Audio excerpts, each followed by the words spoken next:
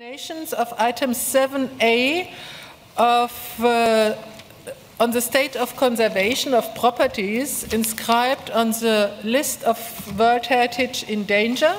We will discuss first the reports concerning natural properties, followed by the mixed and cultural properties.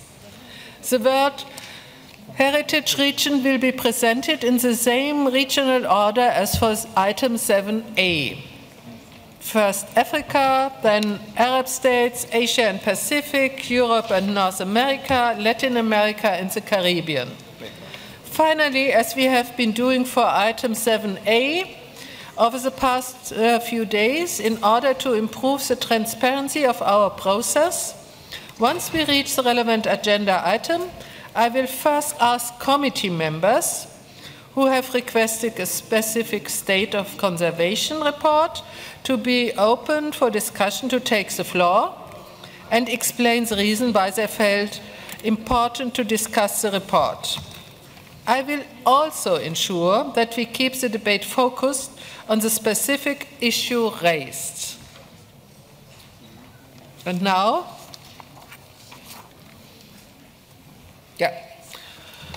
7B, Nature, Africa, number 1. For our next property on the list, I will give the floor to the delegation of the Senegal to present to the committee the reasons it wishes to open the state of conservation of the Deer Wildlife Reserve, Cameroon. Senegal? They are not in the room. It's Ja, by the way. It is Ja. Ja, thank you. Where is Senegal? Maybe we should wait a minute. Yes. Yeah, I think it's worse. Yeah. They were in the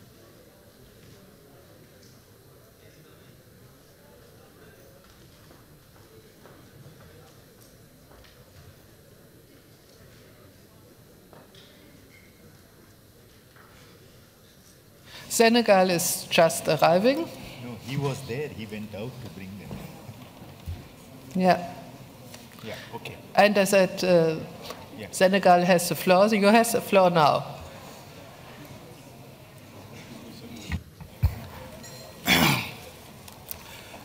Merci Madame la Présidente. Excusez-nous d'être emportés d'or par des discussions bilatérales. Nous avions demandé à ouvrir le site du Ja du Cameroun pour la simple raison que l'État parti a fait beaucoup d'efforts pour maintenir ce bien extrêmement riche en biodiversité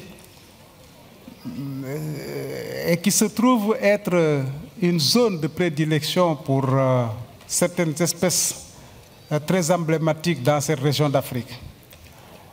Le rapport qui a été produit par les organes consultatifs montre déjà l'effort combien important que ce pays a fourni par rapport à la conservation, à la préservation de ces biens. Donc nous avions demandé tout simplement, Madame le Président, qu'au niveau du projet d'amendement, qu'une partie de l'article 9 soit modifiée et qui nous permette d'être en phase par rapport à ce qui a été inscrit sur le rapport de la mission. Et c'est à la limite, nous pensons que cet amendement n'influe en rien par rapport à la pertinence de la décision. Et je pense que la discussion peut ne pas être très allongée. C'est un petit paragraphe de l'article 9, si vous le voulez bien et si les membres du comité le veulent bien. Donc on peut donner la parole au Cameroun aussi. Je demanderai qu'on donne la parole au Cameroun pour mieux expliquer la petite nuance qu'il y a entre le premier paragraphe de l'article 9 et la partie du paragraphe de l'article 9 que nous souhaitons être modifié ou biffé. Voilà, Madame la Présidente, si vous la permettez, je peux donner nous demandons qu'on donne la parole au Cameroun pour expliciter cette situation-là. Je vous remercie. Thank you very much. Firstly, I would like to invite Mr. Edmund Mukala, Chief of the Africa Unit of the World Heritage Center and IUCN, to respond to this comment, and later on then Cameroon. Please, Mr. Mukala, you have the floor. Thank you, Madam Chairperson. I will give the floor to IUCN to illustrate their position.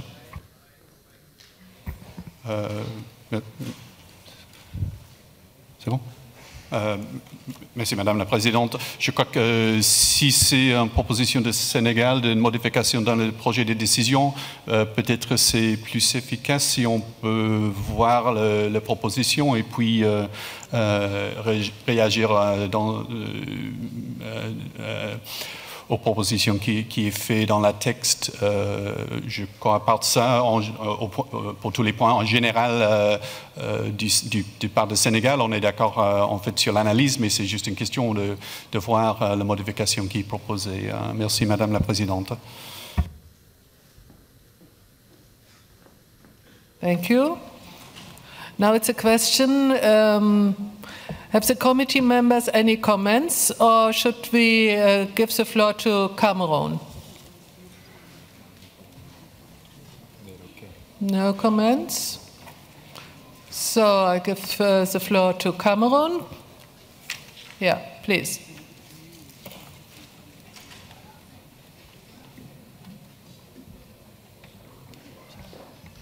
Oh, there's Cameroon.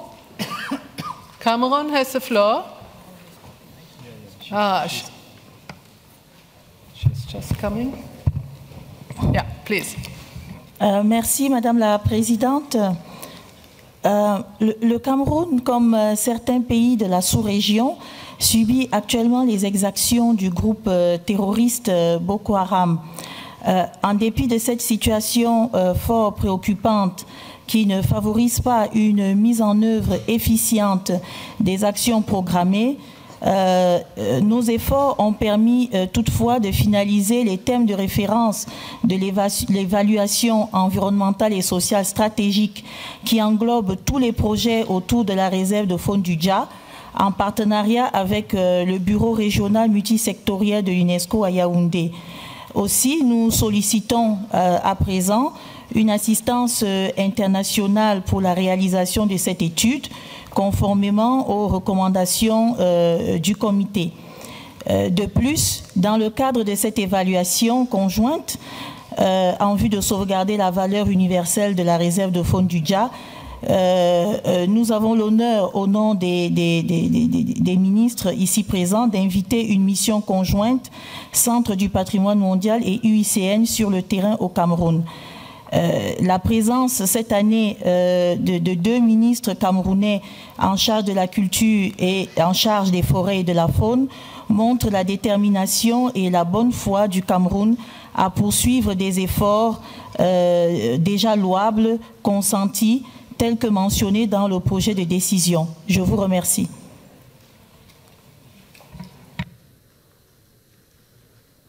Thank you. And now IUCN has the floor. Merci Madame la Présidente. Merci de l'État de partie de Cameroun pour ces commentaires. Je crois par rapport à la question de mission de conseil qui, si j'ai bien compris, c'est une idée de l'État de partie de Cameroun. L'UICN est disponible de s'engager dans cette idée si on est invité par l'État de partie. À part de ça, je crois qu'on attend aussi juste de voir le langage, le changement de langage de décision qui est proposé par Sénégal. Merci Madame la Présidente. Thank you. And now my question to the committee members. Are there any comments? Go to the draft decision. So, as you know, I now invite you to adopt the draft decision 39,7b.4 concerning this property, and I ask the rapporteur, Have you received any amendments? Thank you, Madam Chair. Yes, in fact, Senegal proposed an amendment to paragraph 9 of this item. So they deleted a part of this paragraph, the last part of the paragraph. So le Sénégal, donc le WHC prit instamment l'État partie de soumettre au Centre du patrimoine mondial en priorité de plus amples informations sur les mesures prises pour minimiser et atténuer les impacts des projets subventionnés sur le bien, en particulier vis-à-vis de la dégradation et fragmentation des habitats et du risque de prolifération des espèces envahissantes. Le paragraphe 9 s'arrête à ce niveau. Merci. Thank you, Madam Chair. Thank you. Are there any comments? Objections? No? I see none. So I declare decision 39.7b.1 adopted as amended. Thank you. And now point 4, Lake Turkana National Parks. I would like to invite Mr. Mukala to present the next report on the state of conservation of the natural properties located in the African region and opened for discussion. Mr. Luca, you have the floor. Thank you, Madam Chairperson. The State of Conservation Report for Lake Turkana National Parks was submitted by the State Party on the 1st of February 2015. The report can be found in document WHC 1539.com 7B add, page 3 for both the English and French versions. This State of Conservation report has been proposed for discussion by the World Heritage Center and IUCN, taking into consideration the Ethiopian-Kenyan bilateral talks held in January, February, and their joint statement to ensure that potential negative impact on the OUV, or the outstanding universal value of the Lake Turkana National Parks, should be avoided. These bilateral talks were followed by a joint World Heritage IUCN reactive monitoring mission to the property in April 2015. The draft decision which is presented to you was prepared before the full mission report was finalized. Therefore, the Secretariat and IUCN recommended that an additional paragraph be introduced to the draft decision to request the state parties to implement the recommendation of the mission. Considering the cumulative impact from development in Kenya, such as oil exploration and existing Turkwel Dam and other planned development in Ethiopia, it is therefore of utmost importance that the strategic environmental assessment is completed as a matter of priority as originally requested by the committee in decision 36.7b.3. It should include an assessment of cumulative impact from all ongoing planned development in the Turkana Basin on the OUV of the property, in line with IUCN World Heritage Advice Note on Environmental Assessment. The draft decision for this property can be found in Working Document 7B add on page 5 and 6 for both the English and French version. I turn to the advisory body for additional comments. IUCN, you have the floor. Thank you, Madam Chair. At the outset, I think IUCN would wish to note the importance of the bilateral nature between Ethiopia and Kenya of this file, although the site is clearly located in Kenya. The recent mission that was undertaken that spent most of its time in Ethiopia and then subsequently visited Kenya acknowledged the efforts that have been undertaken by the State Party of Ethiopia to mitigate impacts from the filling of the Jib 3 reservoir on downstream water flows, and that the anticipated temporary drop in the water level of Lake Turkana would fall within the historical oscillations of this lake. Nevertheless, there remain concerns that the dam would cause a permanent dampening of seasonal flow variations from 1.2 metres to 0.8 metres, which could have a noticeable impact on the hydrology and wildlife of the property. In addition, the Courage Sugar Scheme, which has been noted by the committee in previous meetings, and which is currently in an early stage of development, requires further assessment in terms of the full potential future impact of the final irrigation area on Lake Turkana and the property if it was to be implemented. IUCN reiterates the urgent need for a joint strategic environmental assessment considered by both states parties to assess the cumulative impacts of all developments impacting on the Turkana Basin that could impact the World Heritage property. In addition, it appears that there is little progress by Kenya itself in the implementation of the recommendations that were made from the 2012 mission that visited only Kenya, and recommendations that were made in relation to threats of poaching, overgrazing and overfishing in the property. Madam Chair, we're also ready to assist the committee if there are any questions, and at that point, that is the end of our comments at this stage. Thank you, Madam Chair. Thank you very much. And now I invite the committee members to express their comments. Are there any comments?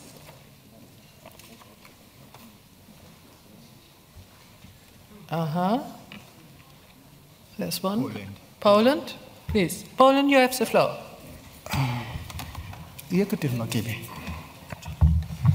Thank you very much.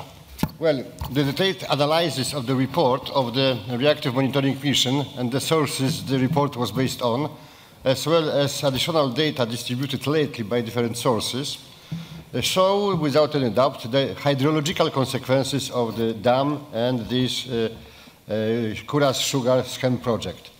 But we have not scientifically based evaluation of the ecological consequences of those hydrological changes. So all documents show those hydrological changes, and it is obvious that they will be. But as far as we have not scientifically based evaluation of consequences for the biotic part of this area, we cannot propose, or we shouldn't propose, any far-going activities. So our proposal is the first to exclude one sentence from the point paragraph 8 at the decision, and to add small one paragraph, which should be paragraph number 11, which is a little bit different thing as in this revised decision, which was distributed yesterday, to put emphasis on preparing a special mission which should be focused on ecological evaluation of those potential hydrological changes, because simply we don't know those things. Thank you very much. Thank you. If you propose any amendments, I would like to ask you to do this when we discuss the draft decision, the adoption, yeah? Okay. Now Croatia, then Senegal, Germany and India. Croatia, you have the floor. Thank you, Madam Chair. We have recognized commitment of the Kenya to improve protection of the site. We are also welcoming bilateral work between the state parties of Kenya and Ethiopia as crucial in the management of a shared ecosystem. Furthermore, joint project with UNEP on sustainable development of Lake Turkana and its river basins make us confident that the strategic environmental assessment will be completed by December 2015. Thank you. Thank you. Now Sénégal. Merci, Madame la Présidente. Cette question, vous vous en doutez, est très importante pour le Kenya, c'est important pour l'Éthiopie, mais c'est important aussi pour l'Afrique et tous les pays en développement en général. On vous a rappelé la dernière fois que l'aménagement du territoire est une question cruciale. Et là, nous avons un aménagement du territoire et un impératif de préservation d'un bien du patrimoine mondial. Il faut qu'on trouve la bonne conjugaison. Et nous pensons qu'il y a des signes extrêmement encourageants qu'il faudrait entretenir et ne pas les sanctionner. Ce qu'il faut entretenir déjà, c'est les études et les évaluations sur les impacts. Je pense que ce travail doit aller jusqu'à son terme pour qu'on s'assure de manière effective, documentée et scientifique qu'il y a impact et quelle est l'ampleur de l'impact sur la valeur universelle exceptionnelle du bien. La deuxième chose qu'il faut encourager, et c'est très important, les barrages, c'est en Éthiopie, l'impact c'est beaucoup plus au Kenya, et les deux pays sont en train de discuter. Et nous pensons que cela doit être encouragé. Notre convention doit être absolument une convention optimiste et généreuse et être apte à faire face à des questions qui ne sont pas prévues a priori. Et nous pensons que c'est un très bel exercice. Nous pensons que c'est une expérience qu'il faut suivre. C'est une expérience dont il faut tirer les enseignements. Et nous pensons que de telles crises et de tels exercices vont permettre à la Convention de se renforcer et de pouvoir avoir des exemples dans les deux sens pour les pays dont l'aménagement est tout à fait indispensable. Merci. Thank you very much. Germany. Thank you, Madam Chairperson, and good morning to everybody. Lake Turkana has been subject to the committee discussion in the last sessions, and Germany has participated in these discussions actively. We are concerned on the impacts of the filling of the dam reservoir, and we wish to reinforce what IUCN has just stated. The draft decision proposed follows logically to earlier decisions, and Germany supports this draft decision. As far as the Polish amendment is concerned, we would like to see it in writing before we can express ourselves on it. Thank you. Thank you. India, Korea, Algeria, Serbia, Philippines, Jamaica. India has the floor. Thank you, Madam Chair. 3 points very briefly. The first, India has noted, as evident from the revised decision in front of us, that in response to concerns that have been expressed by the World Heritage Committee in the past, considerable progress has been made by the state party to improve the conservation and management of the property. The second point, that we are very pleased to note that there are bilateral mechanisms in place between the two states parties in question, and that there is an intention of these parties to establish a joint expert panel for basin-wide natural resource management.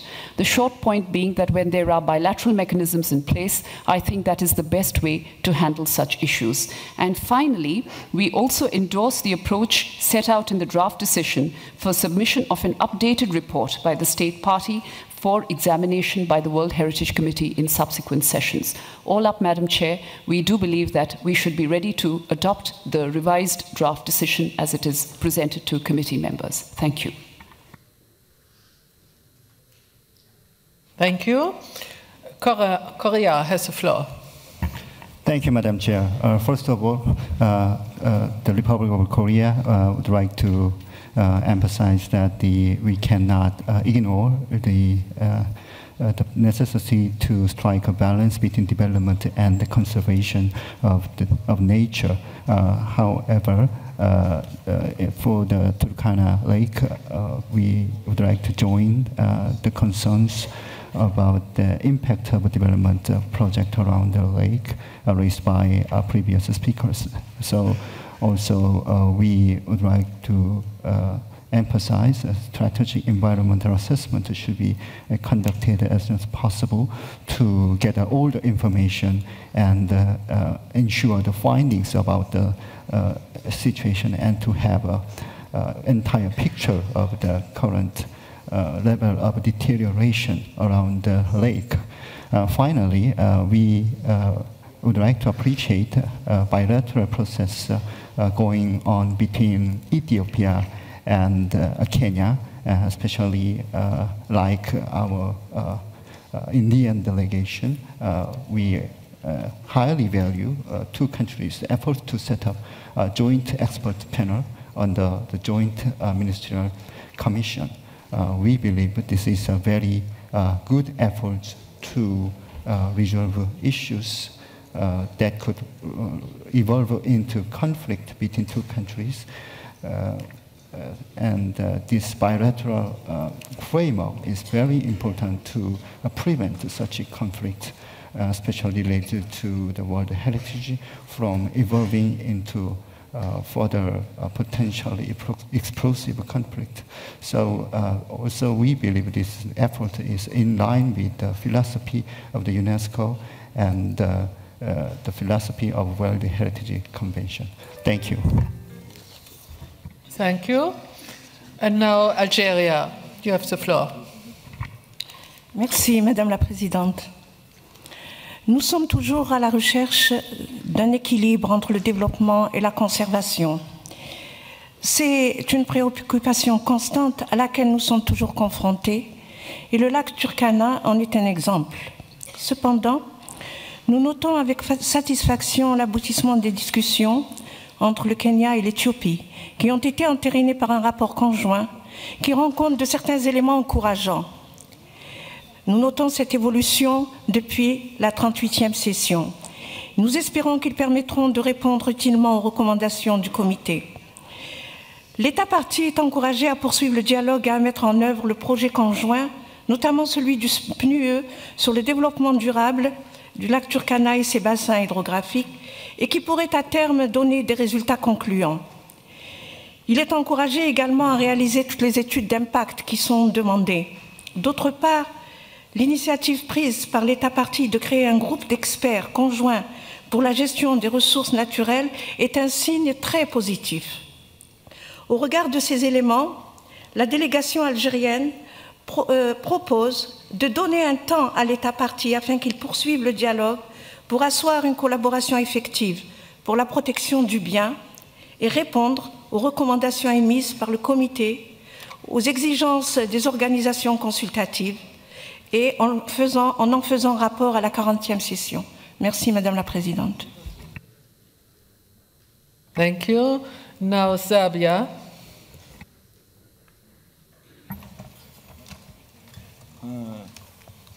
Madam President, this is the case of utmost organic complexity, and we know that. So we consider that what was said here by Croatia, by India, but even by Algeria, shows that the important part of this draft decision should be the fifth point, when we are encouraging and noting with appreciation and welcoming the bilateral aspect of the solution. So because it is the precondition for any real success. And we believe that we have given all the confidence and the chance to these two neighboring countries, which are showing the responsibility, and it's not always the case with neighboring countries.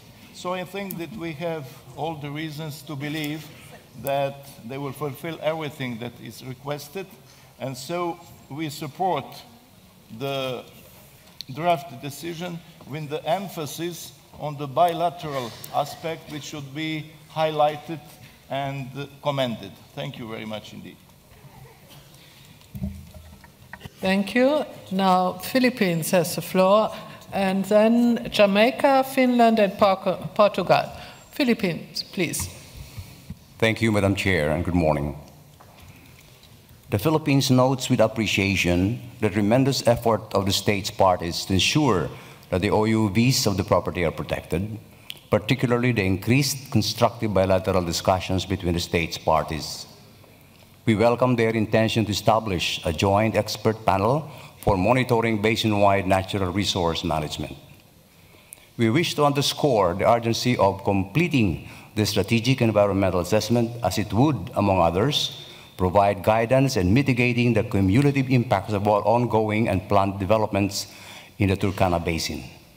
We encourage states parties to consider the inclusion of a detailed and achievable plan for regular monitoring and evaluation of actions, and take immediate actions to conserve the lake as a major natural carbon reservoir, even if it is not accounted for within existing mechanisms.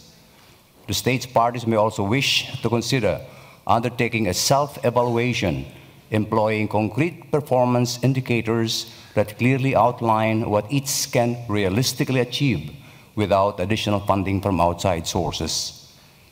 The Philippines supports the adoption of the draft decision and wishes to request that Kenya be allowed to take the floor to address some issues that have been raised by the committee. Thank you. Thank you. Jamaica. Thank you, Madam Chair. We welcome and congratulate the state's parties for beginning these crucial bilateral discussions. Already there is evidence of the positive results of such talks with the establishment of a joint expert panel for monitoring the basin-wide natural resource management. We do face the risk of jeopardizing such advancements by failing to undertake a strategic environmental assessment and non-compliance to implement all other recommendations of the 2015 reactive monitoring mission.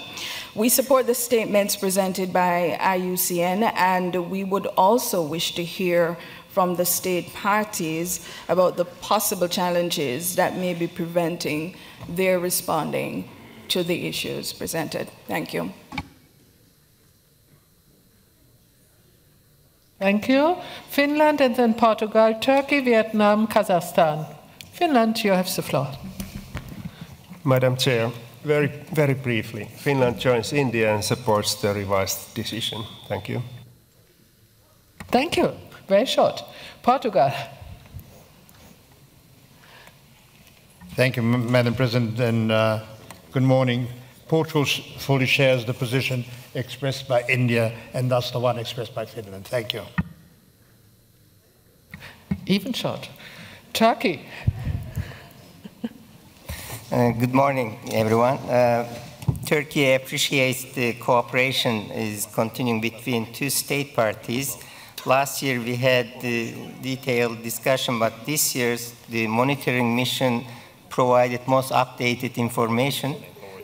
So we'd like to support this cooperation between two states and support the amendment made by IUCN. That's the two state parties to implement all other recommendations of the 2015 reactive monitoring mission.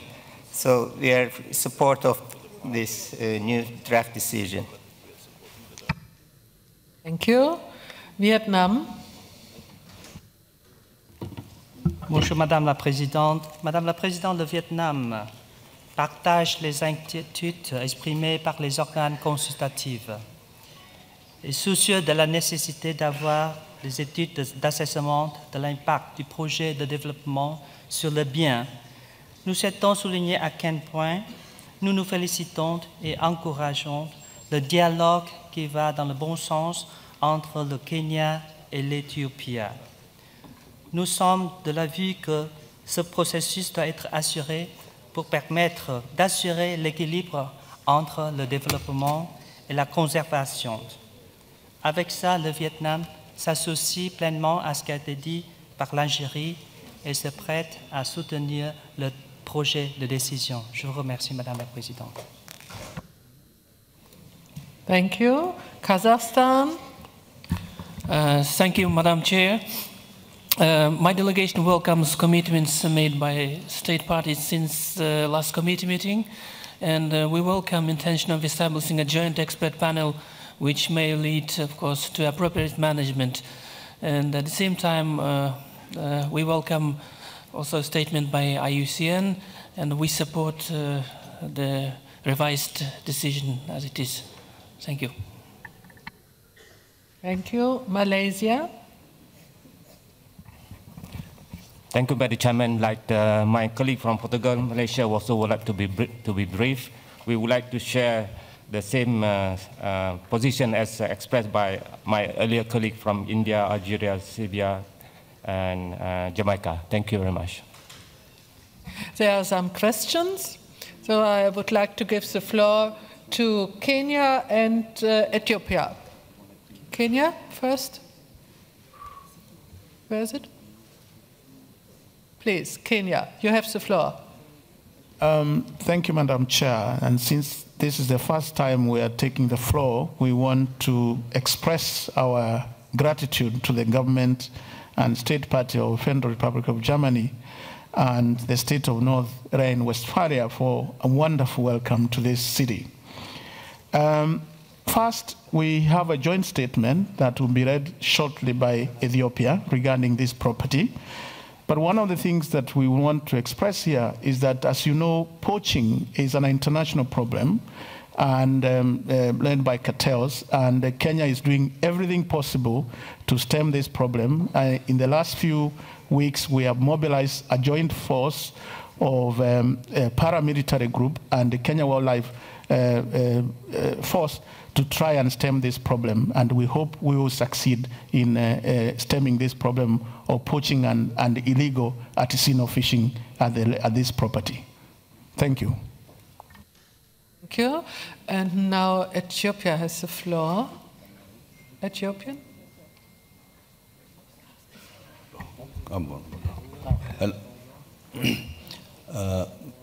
Madam Chairperson, this is a joint statement by state parties of Kenya and Ethiopia. Madam Chairperson, thank you very much for giving us the floor. I'm taking the floor on behalf of the state parties of Kenya and Ethiopia. Allow me at the outset to express our sincere appreciation to the government and people of the state party of the Federal Republic of Germany and to the state of the North Rhine-Westphalia for their warm welcome. We would like to thank you and the other members of the Bureau for your relentless effort in organizing and providing the session with all necessary documentation so that the committee makes an informed decisions and arrive at a successful conclusion. Madam Chairperson, as you all know, Kenya and Ethiopia share a history, culture, religion, a boundary, and a boundary. From the last committee meeting, a lot of progress has been achieved by both state parties via the existing good bilateral relationship between the two brotherly states.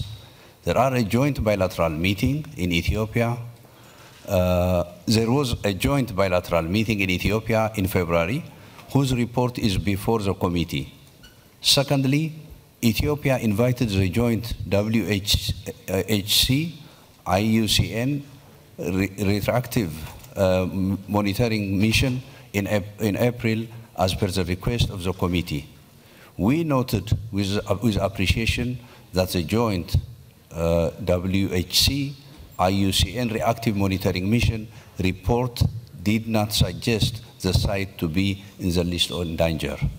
Madam Chair, in less than 1 year, the two state parties have covered a lot of ground, and the committee should appreciate and give time and support to the effort of this bilateral process.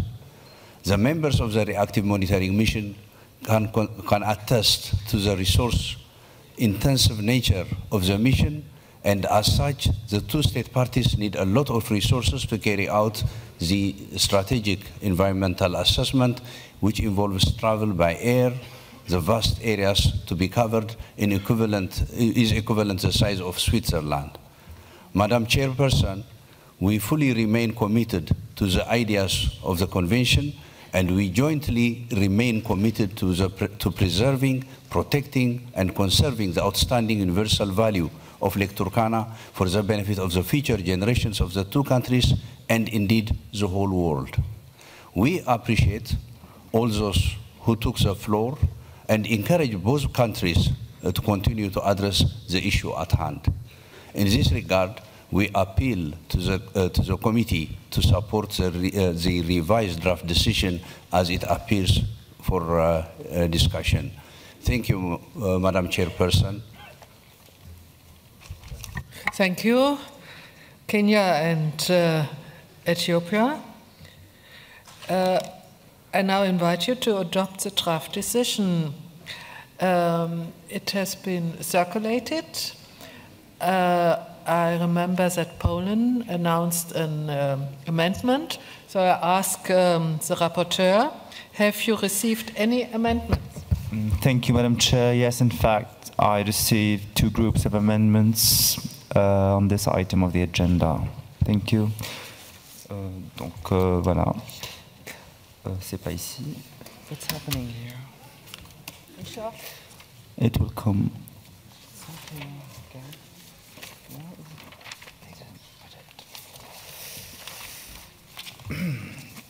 Yes, okay.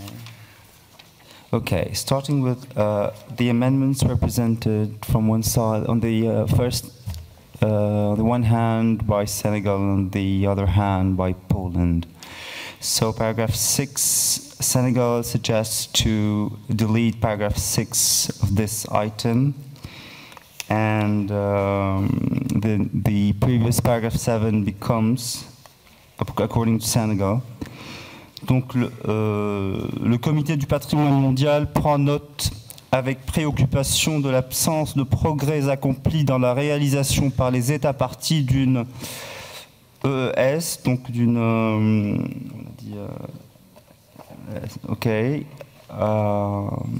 comme demandé initialement par le comité dans sa décision 36com 7b.3, et pris instamment et vivement les États parties du Kenya et d'Éthiopie de garantir l'achèvement à titre prioritaire et supprime le restant du paragraphe. Donc le prochain paragraphe est amendé par la Pologne. Donc le WHC prend également note avec préoccupation du fait que le barrage JB3 doit, selon les prévisions, atténuer l'ampleur des variations de flux de la rivière Omo et qu'une baisse supplémentaire de 2 mètres du niveau des eaux du lac sera observée pendant les 3 années de remplissage du barrage.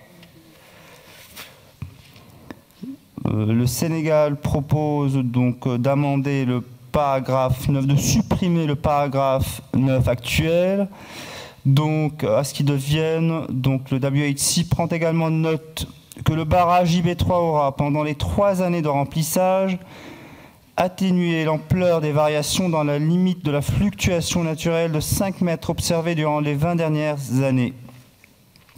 Le Sénégal également donc amende le paragraphe 10, donc le nouveau paragraphe 8, donc à ce qu'il devienne, le WHC note que le système d'irrigation Coral Sugar, dans sa configuration présente de 6000 hectares, a actuellement un impact limité sur la VUE du bien, mais que l'impact potentiel total du projet final tel que proposé et des aménagements complémentaires nécessitent une évaluation détaillée, et pris aussi instamment l'État partie d'Éthiopie, donc l'amendement a eu lieu à ce niveau, d'assurer que l'évaluation d'impact environnemental, EIE, est réalisée au moyen des meilleures données hydrologiques disponibles pour la basse vallée de l'Omo, en tenant compte de ses affluents situés en aval du système d'irrigation Coral Sugar et de données pluviométriques précises, et supprime le reste du paragraphe.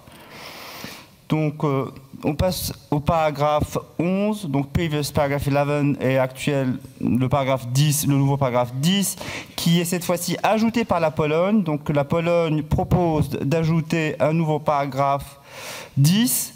Donc le WHC recommande d'organiser une mission sur le terrain avec des spécialistes en hydrologie et en écologie des zones humides et de préparer une évaluation de l'état des écosystèmes et des espèces et d'établir une modélisation des réactions probables des écosystèmes au changement hydrologique. Le Sénégal propose de supprimer le vieux paragraphe 12 et de créer un nouveau paragraphe 11. Et ça devient donc, le WHC demande par ailleurs aux États parties du Kenya et d'Éthiopie, l'amendement donc du Sénégal propose d'ajouter, de poursuivre leurs efforts pour protéger la VUE du bien et d'assurer que toutes les questions en attente soient prises en compte dans le cadre de la commission ministérielle conjointe existante. Le Sénégal donc amende le vieux paragraphe 13 qui actuellement, donc suite aux plusieurs amendements de ce draft decision, le nouveau paragraphe 12 proposé par le Sénégal. Donc, le WHC demande en outre aux États parties du Kenya et d'Éthiopie de soumettre au Centre du patrimoine mondial un rapport conjoint actualisé incluant un résumé analytique d'une page sur l'état de conservation du bien et supprime donc une phrase pour examen par le Comité du patrimoine mondial. Thank you, Madam Chairperson. That was all. Thank you. Thank you. I would like to give the floor to Mr. Rao. Thank you very much, Madam Chairperson. Before you ask the committee for its agreement or comments on the proposed amendments and that also the reaction of IUCN, I would like to draw your attention to paragraph 10 of the proposal. If you can bring up paragraph 10. It's just an issue of terminology. Poland advises to organize the field mission. It advises whom? Does it advise the World Heritage Center or IUCN? And then the terminology of field mission. We normally use reactive monitoring mission or advisory mission. I would urge that the language be standardized. I suppose this is an advisory mission, and you're requesting either IUCN or World Heritage Center to organize. So it will be helpful if Poland can precise that language. Thank you. Poland, could you give us an answer, an explanation? Of course, advisory mission, it is the first, and World Heritage Center as an organization. Yes.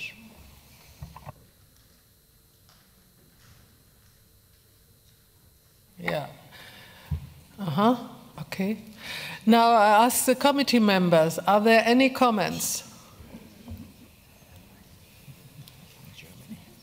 Just wait. No? Germany? No? Thank you, You have the floor. Madam Chairperson. While having seen the Polish amendments in writing, we can agree with them, no problem. But as far as the the amendments of Senegal are concerned, we are not in agreement. Thank you.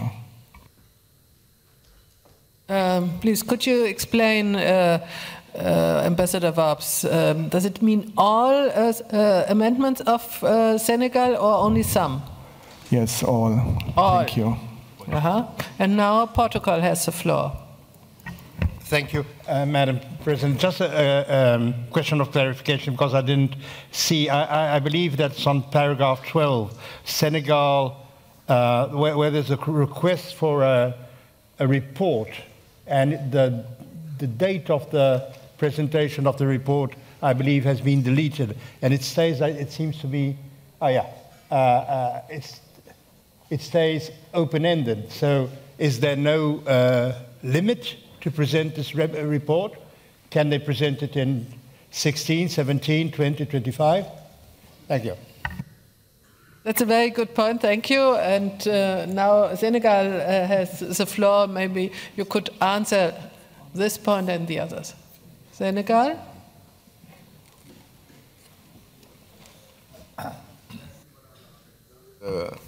Je suis un peu surpris par la réaction de mon ami de la délégation allemande. Bon, qu'il ne soit pas d'accord, c'est bien, mais qu'il nous dise au moins sur quoi il n'est pas d'accord. Comme ça, on pourrait avancer de manière plus constructive et plus rationnelle. Maintenant, concernant la date, c'est vrai que laisser un élément ouvert de cette sorte, c'est peut-être pas très convenant. Je pense qu'en rapport avec les organisations consultatives, on peut essayer de trouver la date la plus appropriée. Il faut impérativement, je pense, une date, effectivement. Merci. You need one, yeah.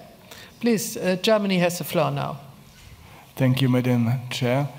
Well, Germany would like to stick to the draft decision as proposed by the World Heritage Center and IUCN because it follows logically from previous decisions of the committee and also from the debate we just had. I haven't heard any other let's say, I don't know any other reason, or don't know any reason why we should amend the draft decision. Thank you.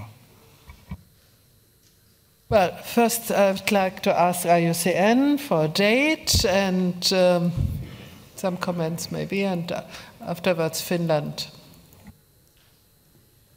Thank you, Madam Chair.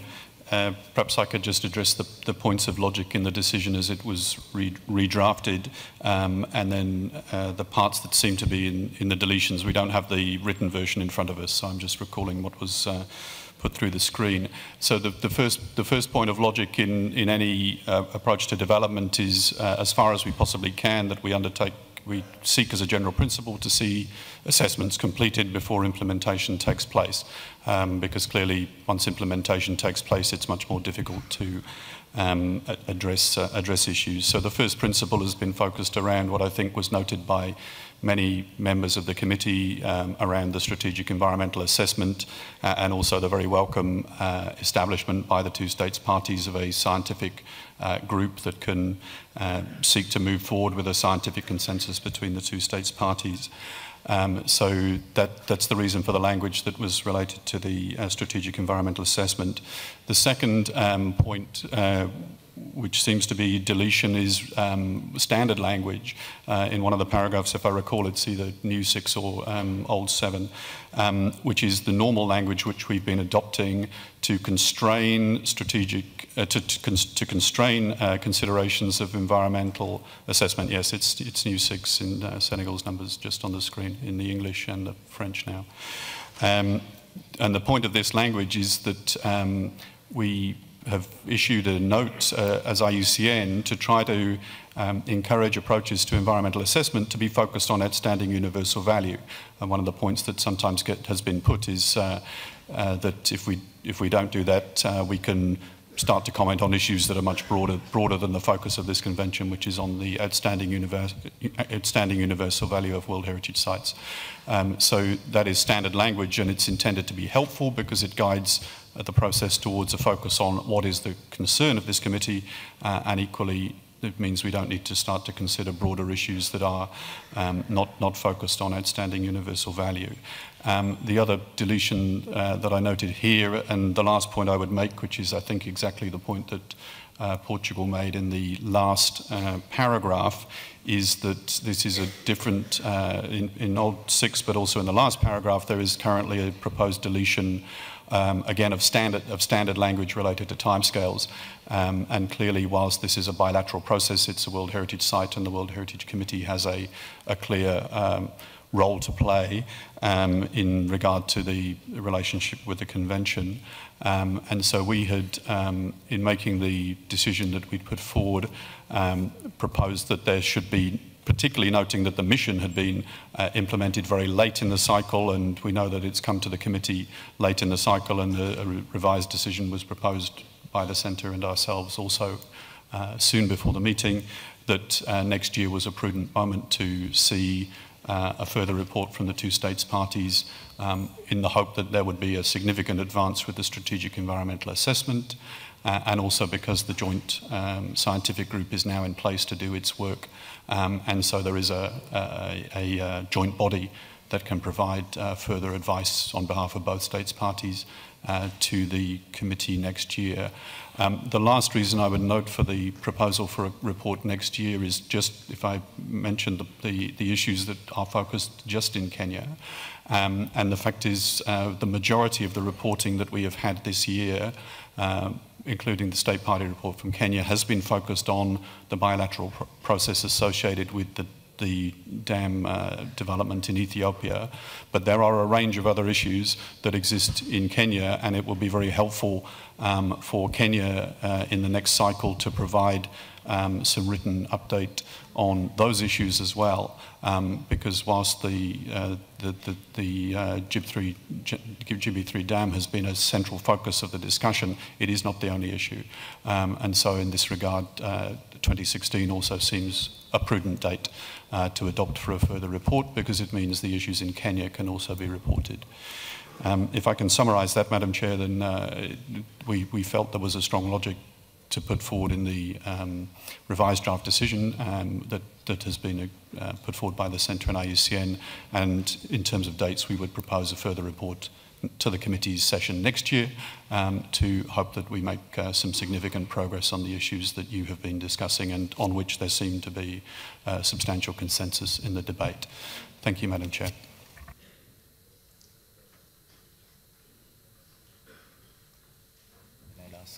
Yeah. Next one is Finland and then Senegal. Finland, you have the floor. Madam Chair, Finland thanks the advisory body for the very logical explanation and clarification. And we repeat our stand that we support the revised decision as Germany and some others. Thank you, Madam Chair. Now Senegal. Je ne sais pas si j'ai bien entendu ce qui vient d'être dit tout à l'heure. Le projet de décision révisé, c'est ce qui est au tableau, il me semble. Je voudrais juste dire que nous avons entendu les deux États partis et nous avons eu un certain nombre de commentaires. Et j'ai écouté avec intérêt ce que vient de dire le représentant de l'UICN. Nous sommes dans un processus qui est en train d'évoluer. Il y a des changements tous les jours. Aujourd'hui, on a des contacts et des rapports extrêmement fructueux et positifs entre les deux États partis qui nécessairement impactent sur le projet de décision qui nous est soumis. Donc, si vous regardez la totalité des amendements qui ont été apportés, ce sont des amendements qui intègrent les éléments qui ont été fournis par les deux États partis et qui tiennent compte aussi du fait que ce projet de résolution, quand il était rédigé, toutes ces informations n'étaient pas disponibles. On n'a fait qu'actualiser. Maintenant, il y a une question sur laquelle je pense qu'effectivement on ne peut pas faire l'impasse, c'est d'avoir un rapport à nouveau et je pense que sur cette question-là, il faudrait fixer une date. Merci. Thank you. And now Portugal has the floor. Merci, Madame la Présidente. Je dois vous dire que nous pouvons vivre très bien avec les altérations suggérées par le Sénégal, puisque je crois que la question décisive ici, ce sera l'accord qui interviendra, j'espère, entre les deux parties directement concernées, évidemment avec l'accompagnement du centre.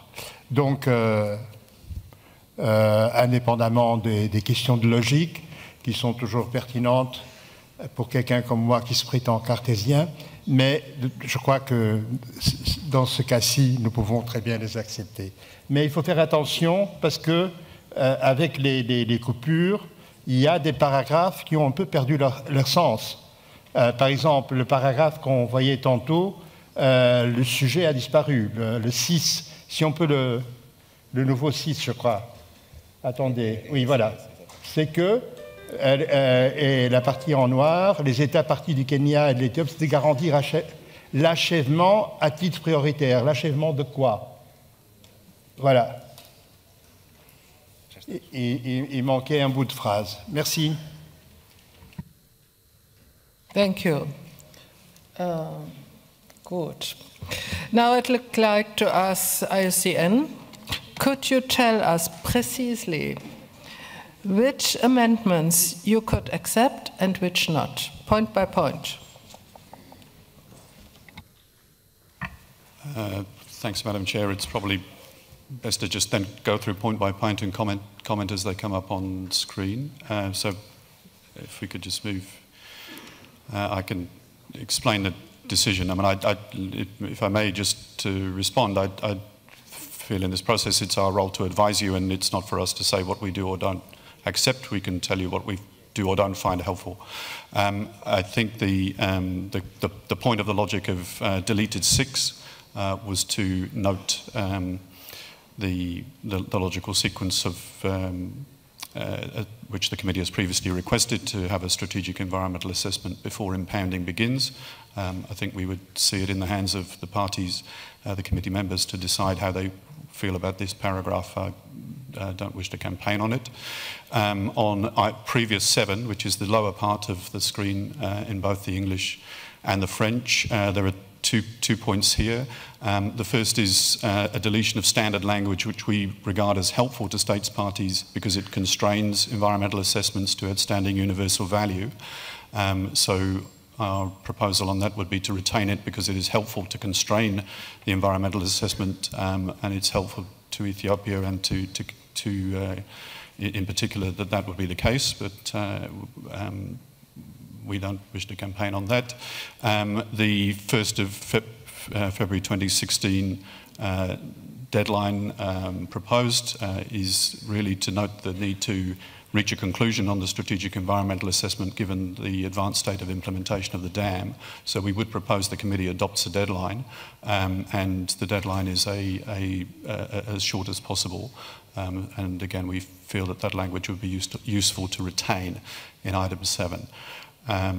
Deleted 7, new 6. If we could just scroll down. The language that is deleted here is a technical opinion of IUCN and shared with the World Heritage Centre. So this is our advice to you, but I think it's for the parties to decide. You will make your own assessments whether you consider that should be adopted or not. If we move to what is deleted 9, the bottom part of this, could it just be scrolled up so I could see the whole part of this? So I think the point here is that we don't, the language that's introduced, I think I just asked my colleague, I don't think we dispute this as the language, as part of the assessment of impacts, but we think that there is a broader point around impacts of GB3, which has been assessed by the mission. So the language as it stands, I think we don't dispute, but there is a broader point here that is being lost in the deletion. If we could scroll down.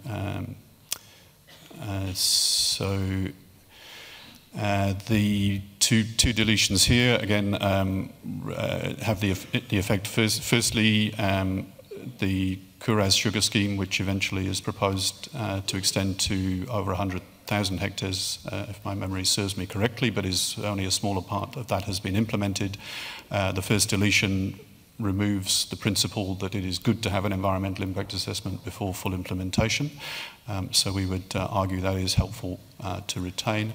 And the last deletion is a normal form of language, which is we would normally ask that all of these assessments are submitted in line with paragraph 172 of the operational guidelines so that advice can be provided back to the state party. So again, we would propose that would be retained. If we could just scroll down, then Poland's paragraph for the clarifications, I think, is clear if the parties wish to adopt it. We deployed in the most recent mission a specialist related to the impacts of dams. It could be useful to have a further process with the type of specialists that are noted to look further at impacts. So we can understand the logic of that. And if I can comment on the last two paragraphs, if I can see them. So paragraph 11, we would consider that if the committee wished to delete the including the previously proposed GIB4 and GIB5 dams, then those are caught by the more general sense of the rest of the language there. But that is standard language in state of conservation decisions requesting, given that there are potential developments, that those are noted. The language that's introduced is less precise in terms of what it's asking for. And then point 12, I think, is already raised by Portugal and accepted in the discussion that's happened. I think it is essential that there is a deadline, and we would propose that whatever is eventually agreed between the parties in the rest of the decision, that a further report is needed by in 2016, that the committee should discuss this again in 2016 for the reasons I've given in my earlier answer. I hope that covers all the points, Madam Chair, but if there's discussion when each is debated further, we can comment further. Thank you. Thank you, Tim Bettman. So I think we have to adopt this point by point, and I now switch to German. Yeah. Please use your headphones. Just one clarification. No. You haven't the floor. No. This isn't possible. Sorry. Ja. Ich würde jetzt gerne, wir sind ja im Abstimmungsverfahren, ich würde jetzt gerne Punkt für Punkt durchgehen. Wenn Sie so freundlich wären, die Kopfhörer zu benutzen. Ja.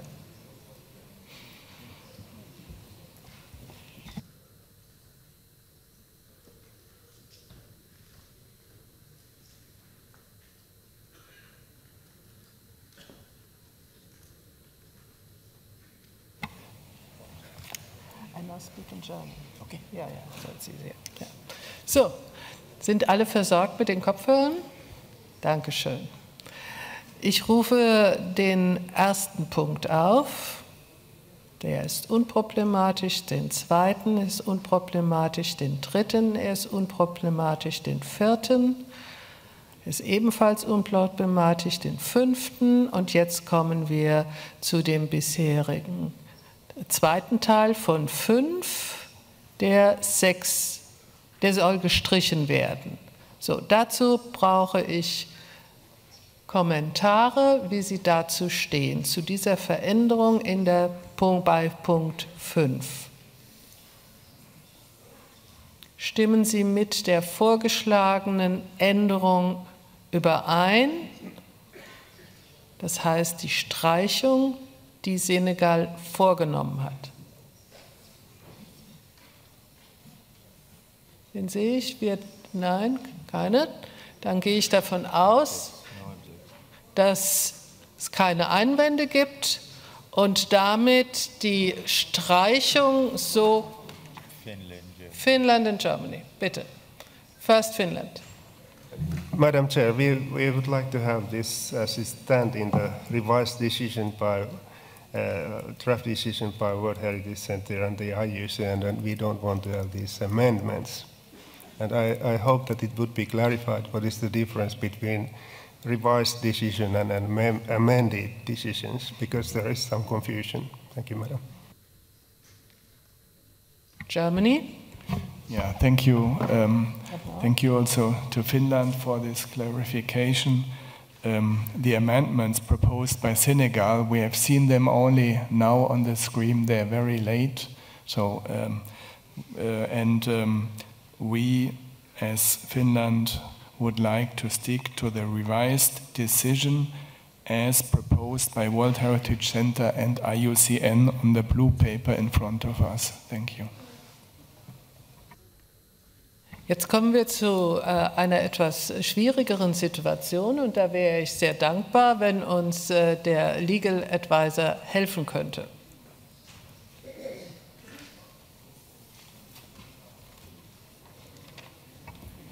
Merci Madame la Présidente. Vous avez effectivement un projet de décision avec plusieurs propositions d'amendement. Il y a une proposition d'amendement, une décision révisée qui figure dans le document bleu. C'est celui qui a été distribué à tous les membres du comité. C'est les premiers amendements que vous avez reçus. Par la suite, vous avez reçu des amendements qui proviennent du Sénégal, qui est la suppression de ce paragraphe 6. Bien évidemment, c'est à vous, membres du comité, de décider si vous souhaitez vous prononcer en faveur de la décision révisée qui figure dans le document bleu ou celle qui est proposée par le Sénégal. Merci, Madame la Présidente.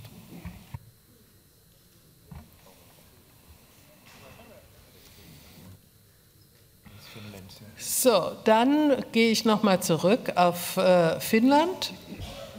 Können Sie dazu nochmal Ihre Position beschreiben? Yes, Madam Chair. Finland wants to keep the para 6 and all the other text of the revised decision by the World Heritage Center and the IUCN in the blue paper. Thank you, Madam Chair. Und jetzt komme ich zu Kolumbien. Gracias, señora presidenta. Colombia respalda la posición de Alemania y Finlandia. El papel azul.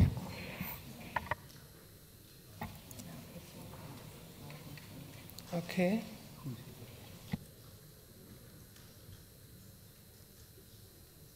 Jetzt müssen wir das klären. Wir haben das blaue Dokument an dieser Stelle. Und jetzt ist für mich die Frage, wer nicht mit dem blauen Dokument übereinstimmt.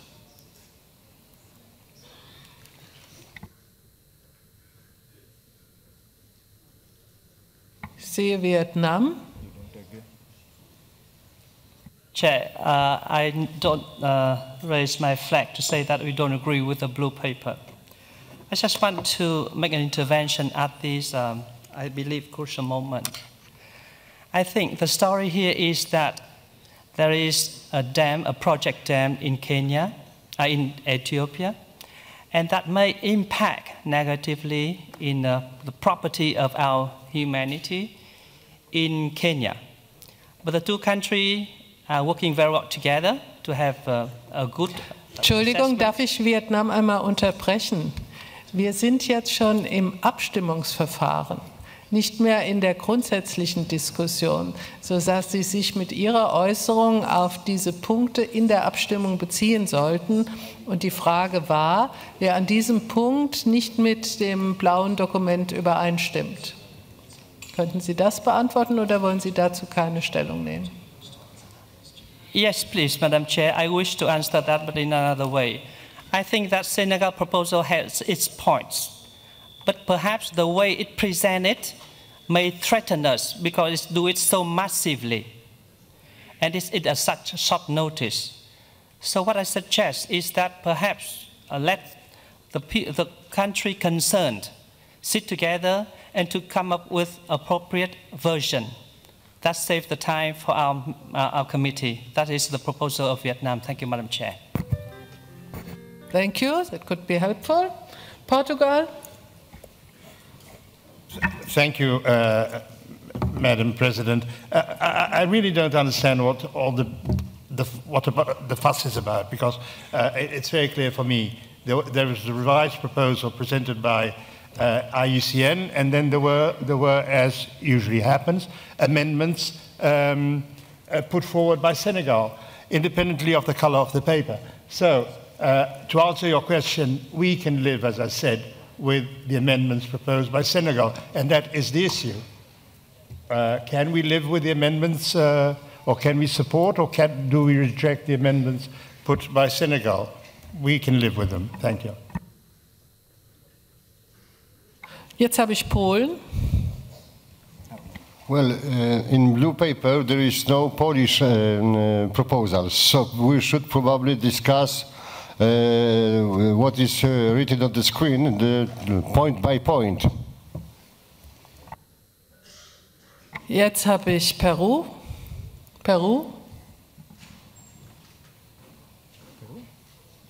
Gracias, Presidenta. El consejero jurídico nos ha señalado que es el comité quien debe decidir sobre cuál de las enmiendas se pronuncia. Y yo coincido con las últimas intervenciones en el sentido de que la presidencia ya había puesto a consideración el párrafo enmendado por Senegal.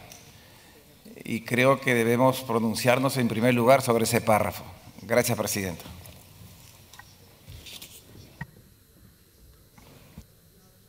Now Turkey. Madam Chair, we can also live with the Senegalese proposals. I second Portugal's suggestion.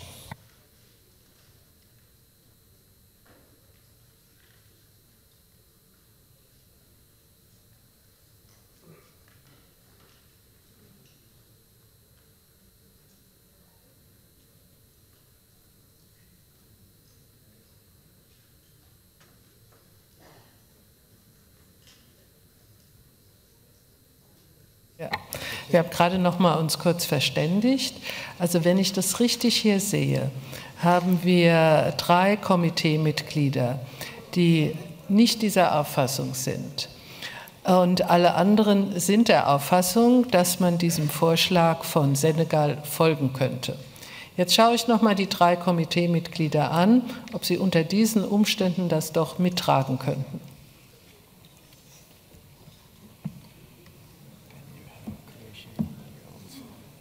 Jetzt habe ich noch mal Kroatien und Indien. Croatia.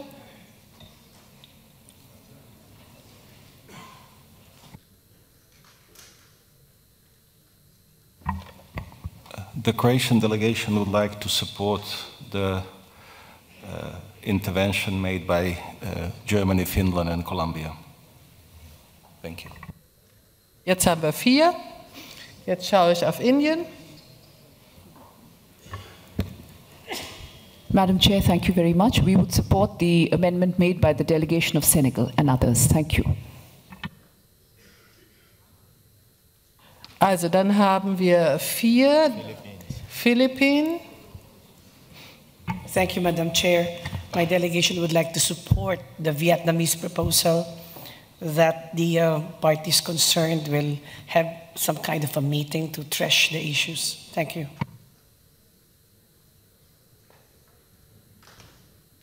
Das ist quasi ja auch ein Vorschlag, wie wir weiter verfahren zur Geschäftsordnung, würde ich sagen.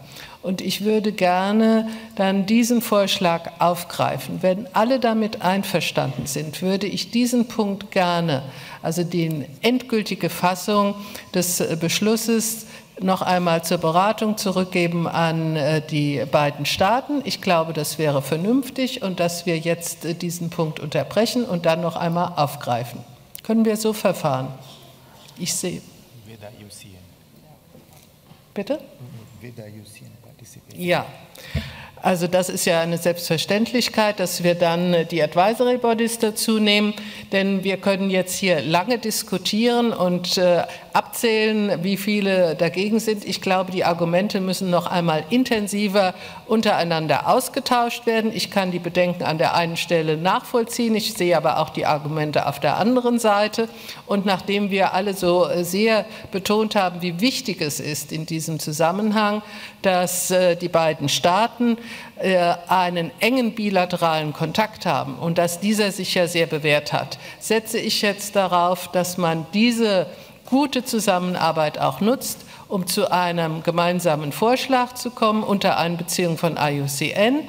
Und dann würden wir diesen Abstimmungsprozess wieder aufrufen. Jetzt unterbreche ich ihn. Sind Sie einverstanden? Ja. In Ordnung. Ich danke Ihnen sehr dafür.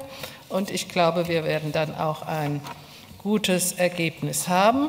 Und damit rufe ich jetzt den nächsten Punkt auf. For our next property on the list, I will give the floor to the delegation of the Senegal to present the committee's reasons it wishes to open the state of conservation of the Kenya Lake system on the Great Rift Valley. Now, Senegal has the floor.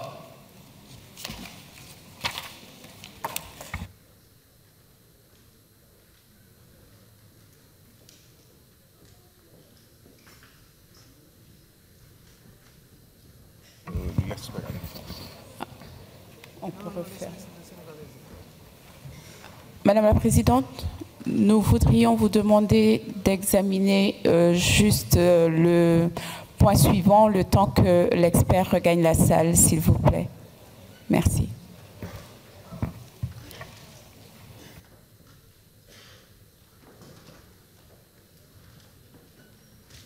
Well, then I give the floor to Mr. Mogala. Thank you, Madam Chairperson. The state of conservation of report for Kenya Lake System in the Great Rift Valley was submitted by the state party on the 29th of January 2015.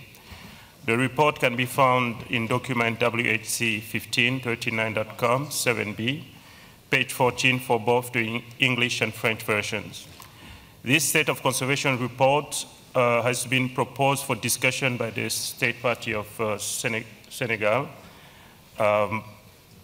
Following additional information provided by the State Party of Tanzania dated on 27 April 2015, which was not available during the time of drafting of the State of Conservation report.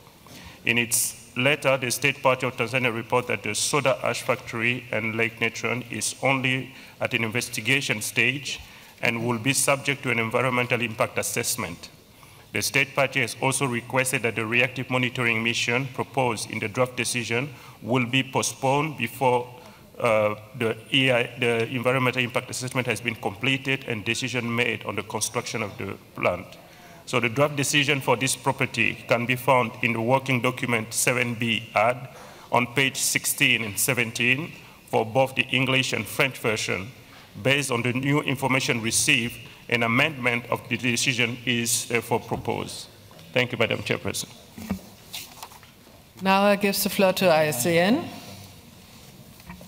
So, thanks, Madam Chair. I think just to be sure that we're all clear on the version we're working on. So in this instance, we've been able to hold also a bilateral discussion with the state party of Tanzania specifically on the parts of the decision that had related to development in Lake Natron. And so on that basis and the basis of the new information that has been explained by the World Heritage Centre on the blue form that's in the, there's a sheaf of blue forms in the room circulated by the Centre, 39Com 7B.5 Rev is a revised decision proposed by the World Heritage Centre and IUCN that relates to the new information that has come from Tanzania, and we are comfortable as revised, this decision reflects appropriately the situation on the ground. I think that this probably resolves the matters that Senegal had also intended to raise if we understood also the discussions that had gone on between Tanzania and Senegal. But of course we're in the hands of the eventual proposals. But just to be very clear, it's 39Com 7B.5 Rev on the blue forms in the room, and that is a decision as revised that is supported by the World Heritage Centre and IUCN and has been discussed with the state party concerned. Thank you, Madam Chair. Thank you. And now I would like to give the floor to Senegal. That's possible now? Oui, merci Madame la Présidente. Madame la Présidente, l'amendement demandé au Sénégal fait suite à l'accord que nous avions eu entre les deux parties par rapport à cette situation. Nous nous réjouissons d'ailleurs qu'il y ait toujours au niveau des deux parties, quand un bien semble être menacé par les activités dans un autre État. Ceci étant, nous avons bien noté que la prise en charge et surtout l'étude d'impact demandée, s'il se réalise, pourrait atténuer la prise en charge des préoccupations de tout le monde. C'est pour cela que nous avons demandé ce projet d'amendement qui va nous permettre, d'ici là, de permettre à l'État partie au 1er décembre 2016 de donner un rapport détaillé et de suivre la situation sur le terrain. Je vous remercie. Thank you. Now I invite the committee members for comments. And it's now the blue paper you have to look at. Any comments? No?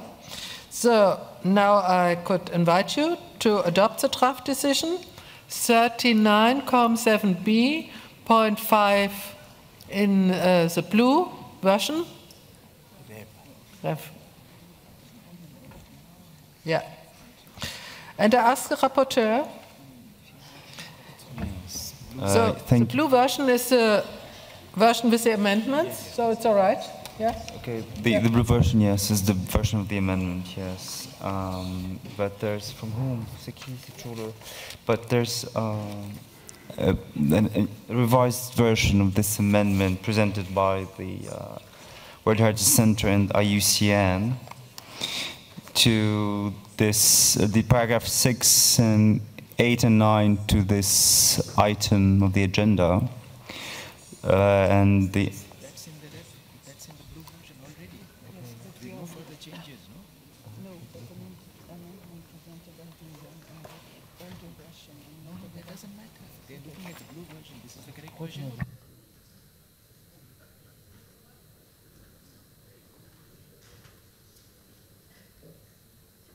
Just 1 minute, please. Sometimes it's a bit difficult. Thank you for your comprehension. We need 30 seconds. Thank you.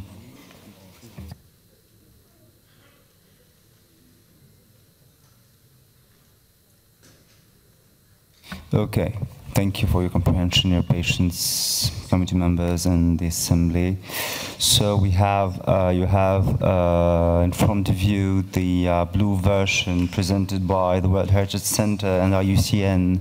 On this amended version, on this revised version, we have Senegal that presented amendments on paragraph 6, 8, and 9 of this item of the agenda. So Senegal's amendments are the following. Le paragraphe 6 donc, a été amendé par le Sénégal. Donc, le WHC apprécie la confirmation de l'État partie de Tanzanie. Donc on supprime la première partie du paragraphe. De ne poursuivre aucune activité tant que l'EIE n'aura pas été soumise au Centre du patrimoine mondial pour examen par l'UICN. Nous passons à l'amendement proposé par le Sénégal au niveau du paragraphe 8. Qui consiste en sa suppression entière. Et le Sénégal également propose un amendement au paragraphe 9, donc, et devient, donc WHC demande enfin à l'État partie de soumettre au Centre du patrimoine mondial d'ici le 1er décembre 2016 un rapport actualisé incluant un résumé analytique d'une page sur l'état de conservation du bien et sur la mise en œuvre des points ci-dessus mentionnés pour examen par le Comité du patrimoine mondial à sa 41e session en 2017. That was all. Thank you, Madam Chair. Thank you.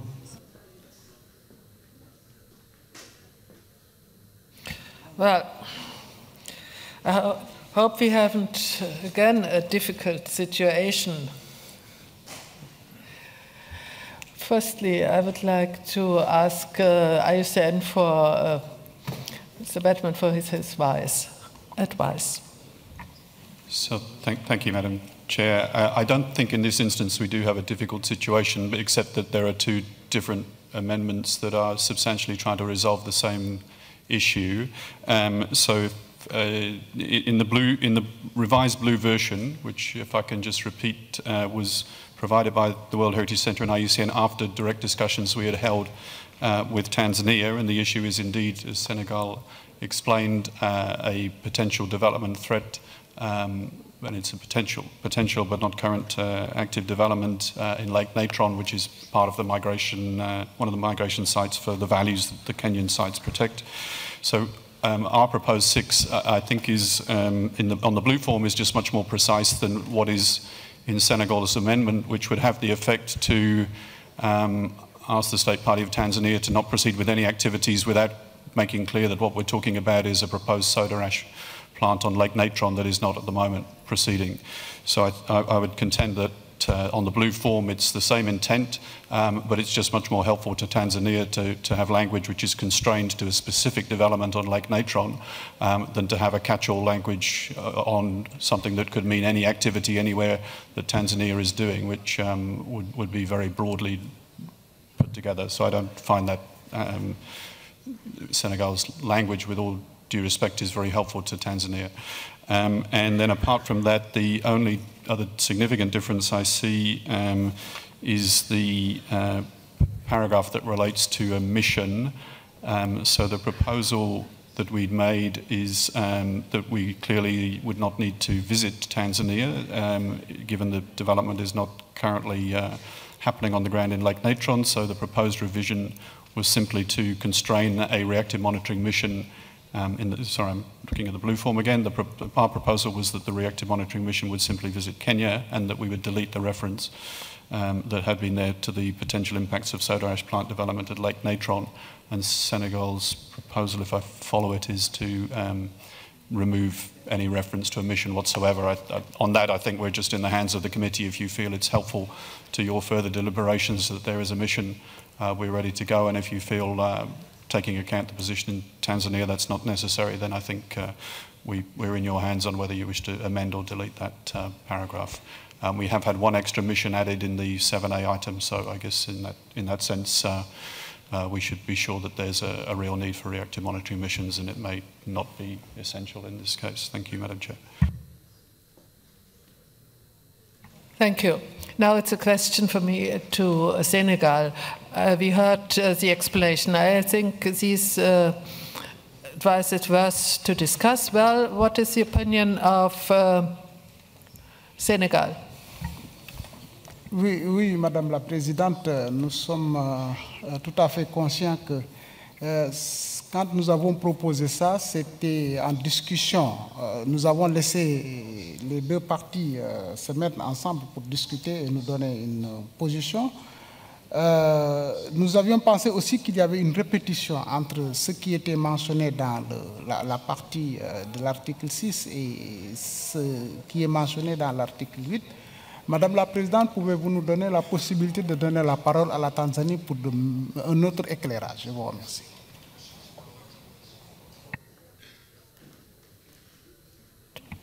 Then Tanzania has the floor. Thank you, Madam Chair. Well, with respect to Tanzania, what we could say is that there is nothing happening in Tanzania at the moment in that particular project. It is just a feasibility study which is being undertaken, and according to our law, any project must be subjected to environmental impact assessment. And we are conscious of our responsibility, and when we have the results of the impact assessment, we shall communicate this to the World Heritage Center as we are required by paragraph 172 of the operational guidelines. Thank you.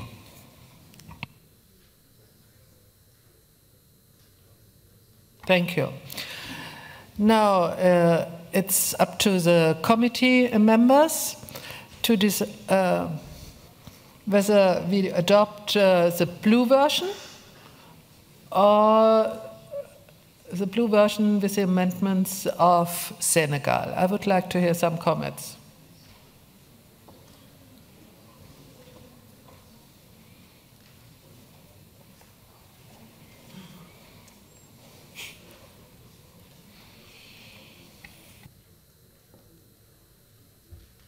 Pero, you have the floor.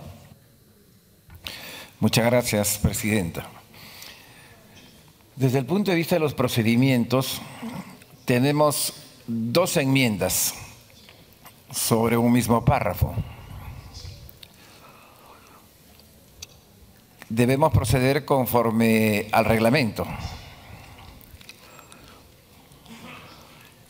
Quisiera que la asesoría jurídica nos diga cuál de estas dos enmiendas debe tratarse primero. Y debemos actuar en consecuencia. Gracias, Presidenta. Danke. I think that's helpful. And I ask the legal advisor.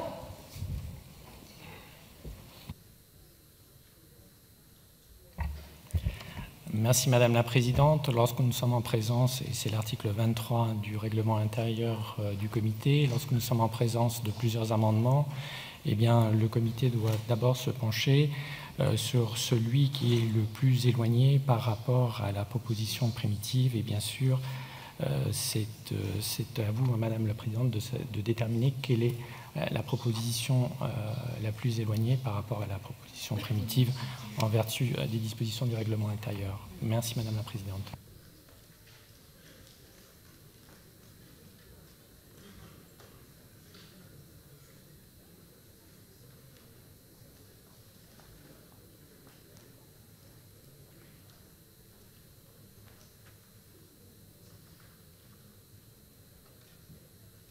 So, I think we have to discuss and need comments on the amendments of Senegal.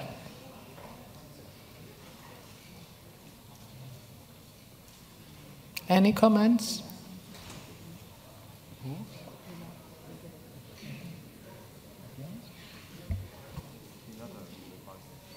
The legal advisor wants to speak. The legal advisor again? No, he doesn't want. No. No. Portugal and then Germany.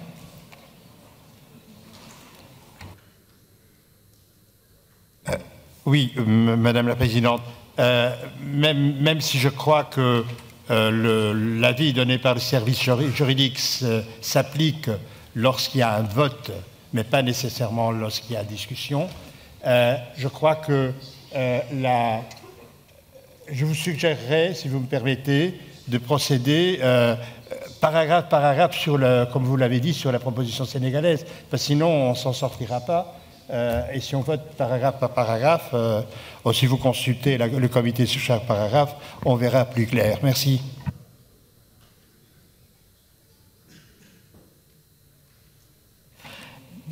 We have only 6 and 8.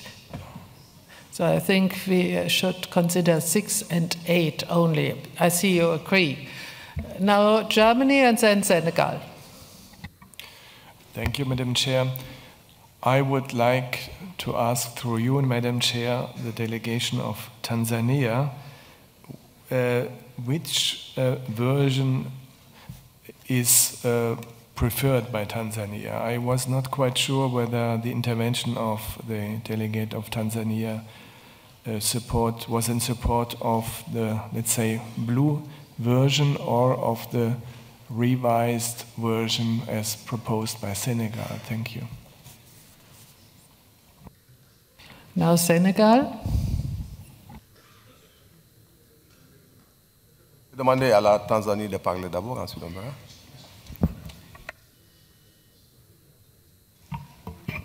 I do it. Tanzania, you have the floor. Thank you. Thank you, Madam Chair. I have due respect for both proposal from Germany and Senegal, but I think the Senegalese proposal suits us very well. Thank you. And now Peru again. Muchas gracias, Presidenta. Creo que la intervención de Tanzania ayuda a la toma de decisión, pero desde el punto de vista procesal, conforme a la avis de la asesoría jurídica, usted había puesto en consideración el párrafo de Senegal y la delegación de Portugal en su intervención coincidía con esa propuesta, es decir, que consideremos el párrafo propuesto por Senegal. Usted lo había puesto a consideración de la sala y entendí que no había oposición, entonces creo que podríamos regresar a ese punto y poner a consideración la enmienda de Senegal. Gracias, Presidenta.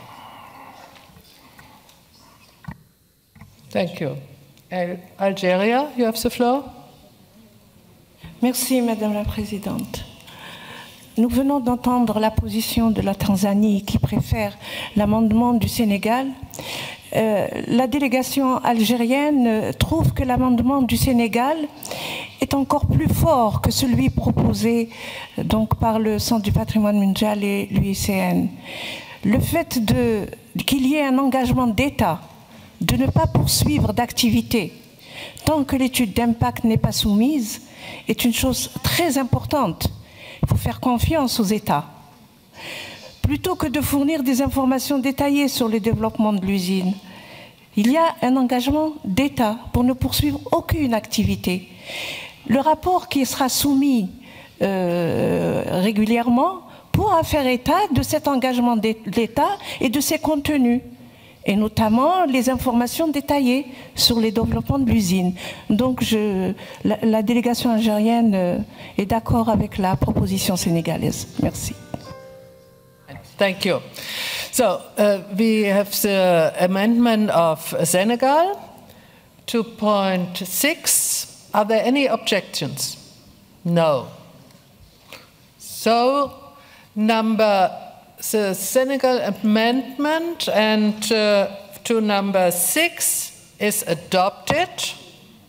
And now number 8, as well the Senegal version, the amendment of Senegal. Are there any objections?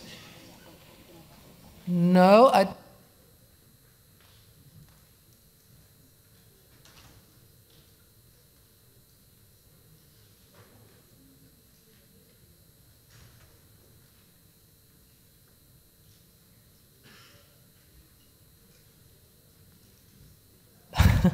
there's an advice of Mr. Rao.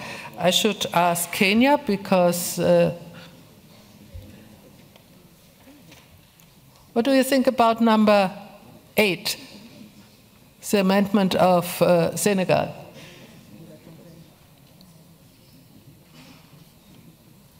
Madam Chair, we agree with that amendment of Senegal.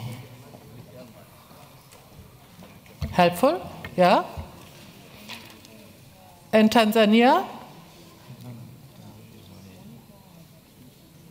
That's all right, I think. Fine. So, are there any objections? No.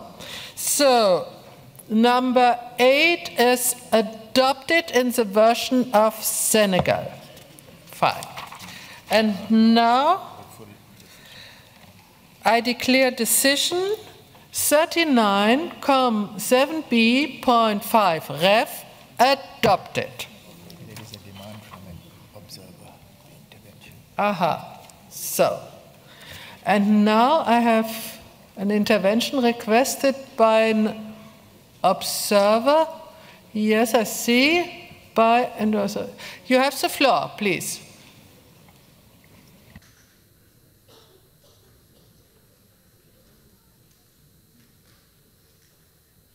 You have the floor, you can speak. Thank you, Madam Chair. Yeah, my name is Wilson Kipkaz, representing the Endorais people. And together with me is my chairman, Samuel Marigat. Madam Chair, the Endorais people were evicted from the ancestral land in 1973 to create room for the creation of Lake Bogoria National Reserve. This was done without consultation or adequate compensation given. The community went to court both in Kenya and regionally, and in 2009, the African Commission on Human and People's Rights gave a ruling in our favor.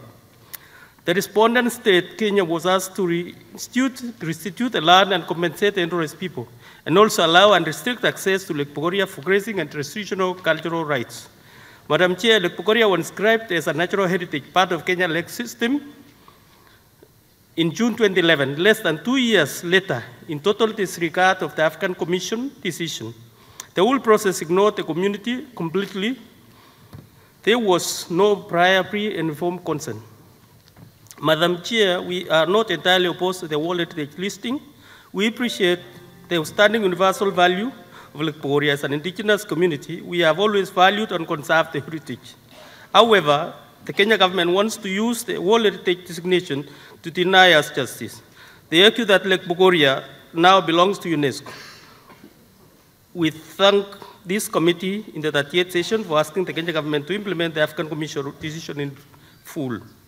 We want to assure the committee that the Endorais people will always safeguard the whole heritage property, and government should not use the inscription to deny us our communal rights.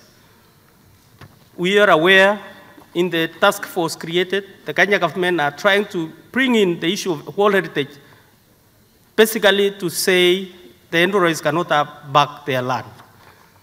This should not be the case, Madam Chair. Thank you.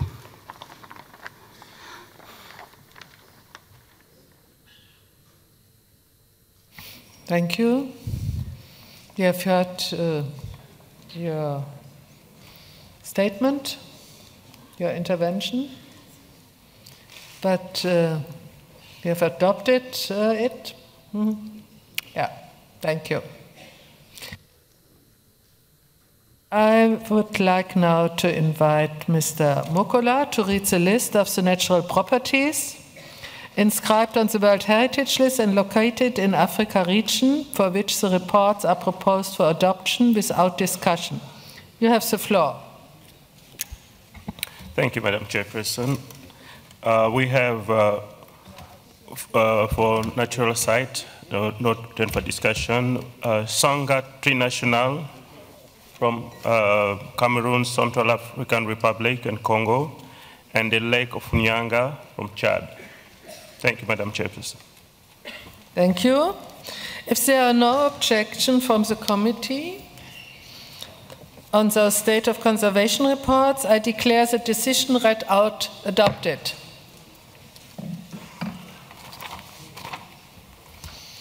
No natural property of this region, it means now Arab states. No natural property of this region has been proposed for discussion. I will therefore invite Mrs. Isabel Anatole Gabriel to read the list of the properties for which the reports are proposed for adoption without discussion. You have the floor. Merci Madame la Présidente. La liste des sites dont le rapport est proposé pour adoption sans discussion et qui concerne la région et l'État arabe concerne un seul site, le site de l'archipel de Socotra au Yémen. Merci Madame la Présidente. Thank you. If there's no objection from the committee on this State of Conservation report, I declare the decision read out adopted. Fine. And now I would like to invite we come to Asia Pacific now. Number 7. Great Barrier Reef, Australia. I would like to invite Mrs. Fanny Dover,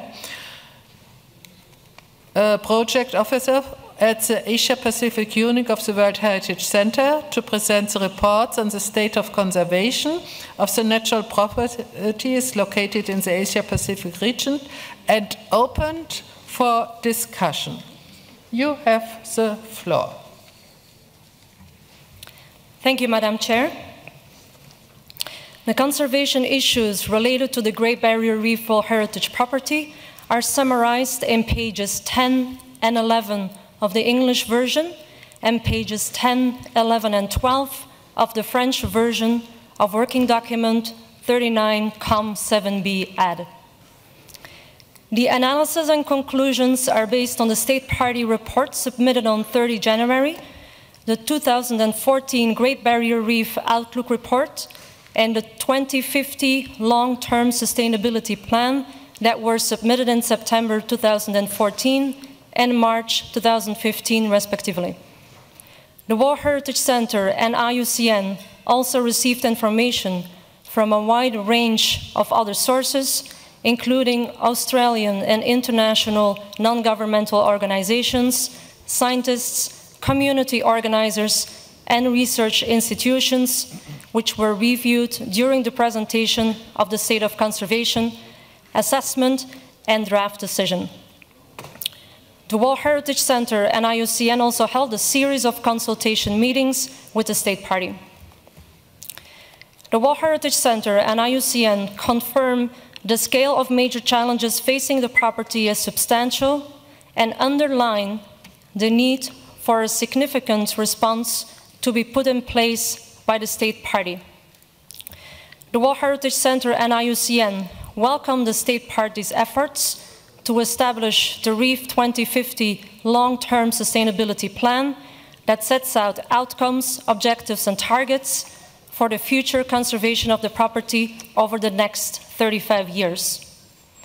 It is recommended that the World Heritage Committee request the State Party to rigorously implement all of its commitments and ensures sufficient financing to reach the plan's targets. It is recommended that the State Party provides a progress report by 1 December 2016.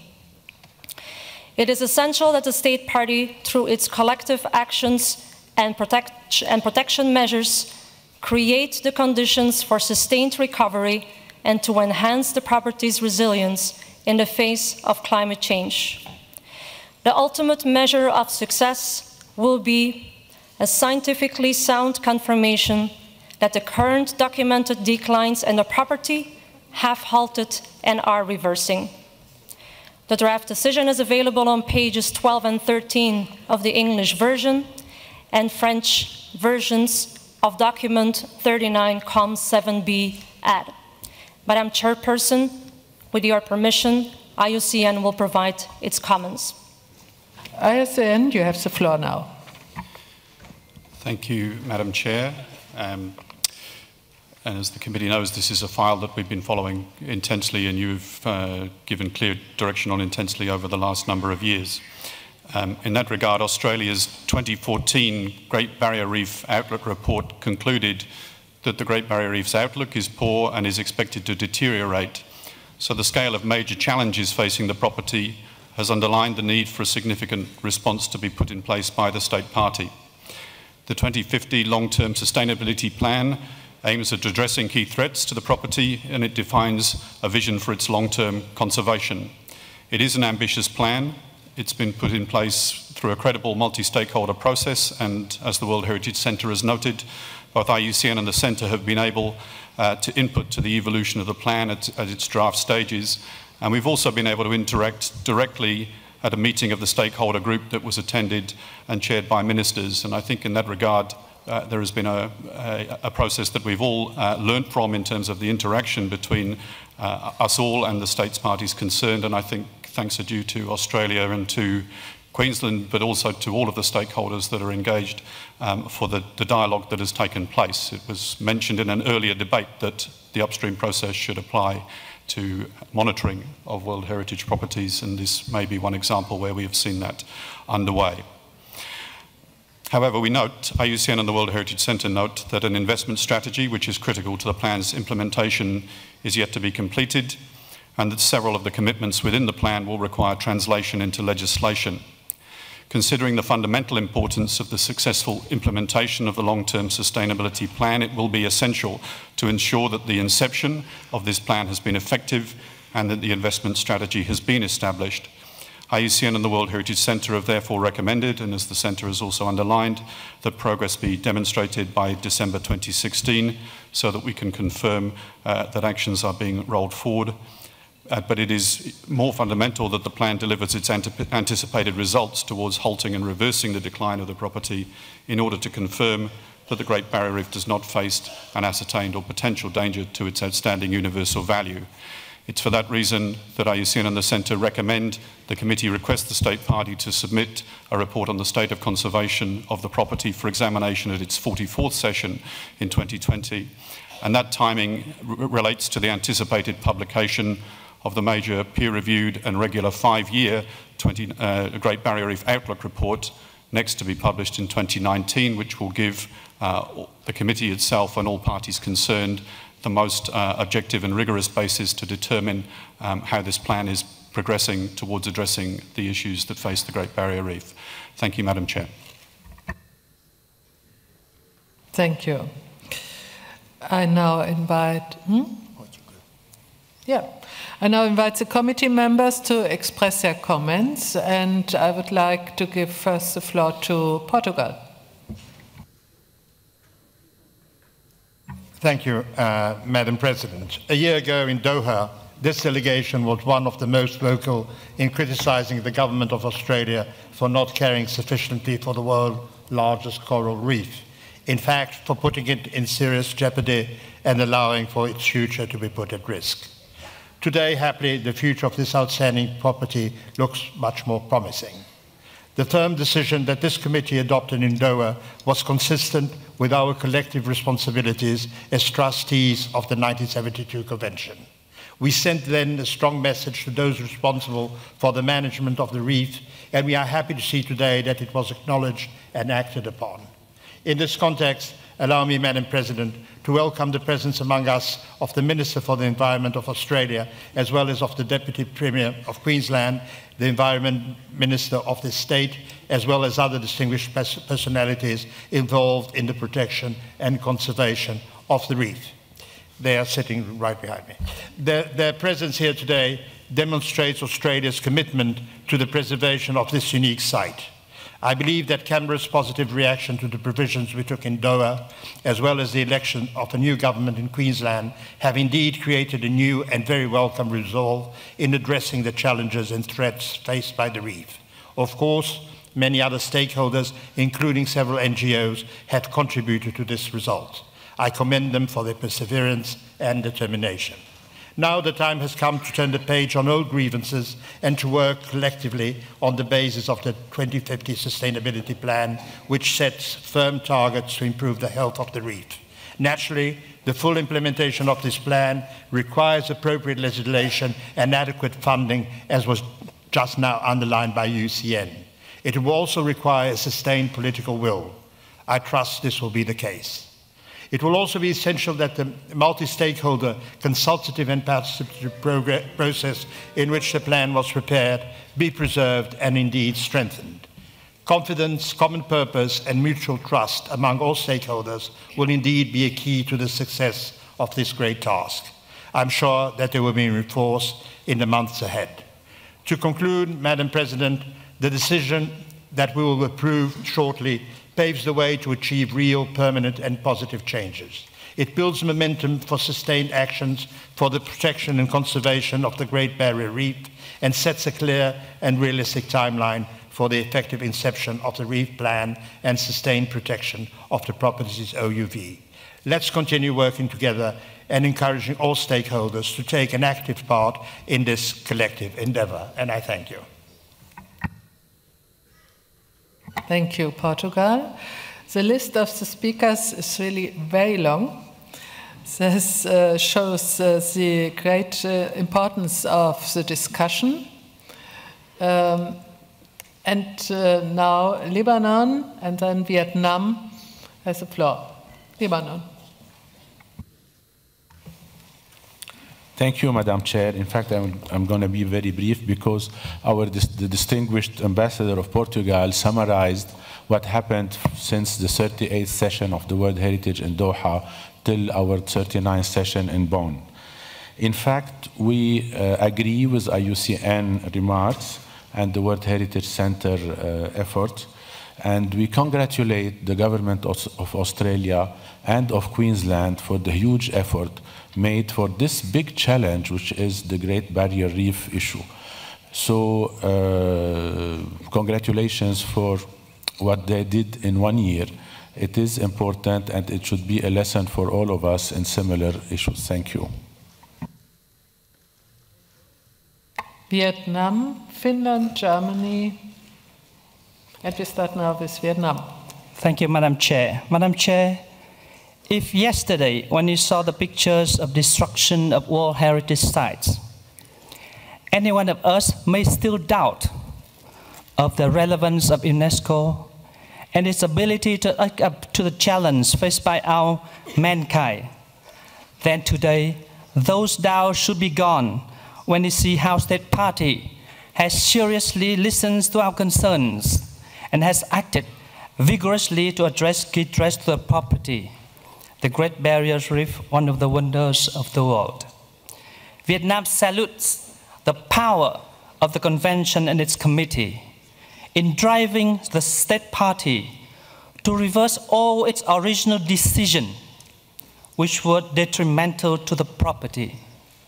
And Vietnam warmly welcomes all the corrective measures that have been put in place in order to have 80% reduction in pollution by 2020, improving the quality of water, refraining from dumping dredged material into the property, moving towards a permanent ban on dumping, limiting development of new ports, putting in place new state regulations, etc.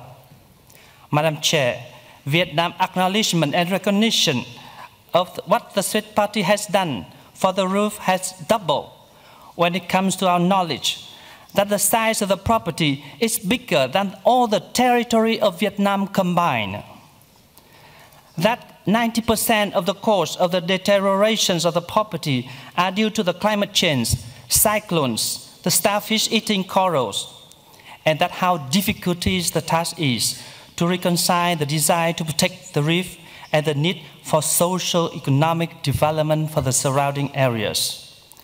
Vietnam strongly believes that with a strong political determination by all the stakeholders, the federal government, the state government, the local community, the indigenous people, research institutes, NGOs, and especially the understanding of the support of the international community, including international NGOs, especially the budget of 200 Australian dollars, Madam Chair, nearly 1/3 of the annual total budget of UNESCO, that the State Party dedicates annually to the preservation of the work.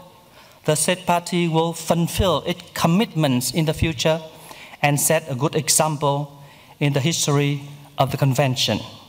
Madam Chair, thank you, committees members, consultative bodies, and various NGOs, and big congratulations to Australia and Vietnam now is ready to adopt the very balanced draft decision as it stands. I thank you very much, Madam Chair. Thank you. Finland.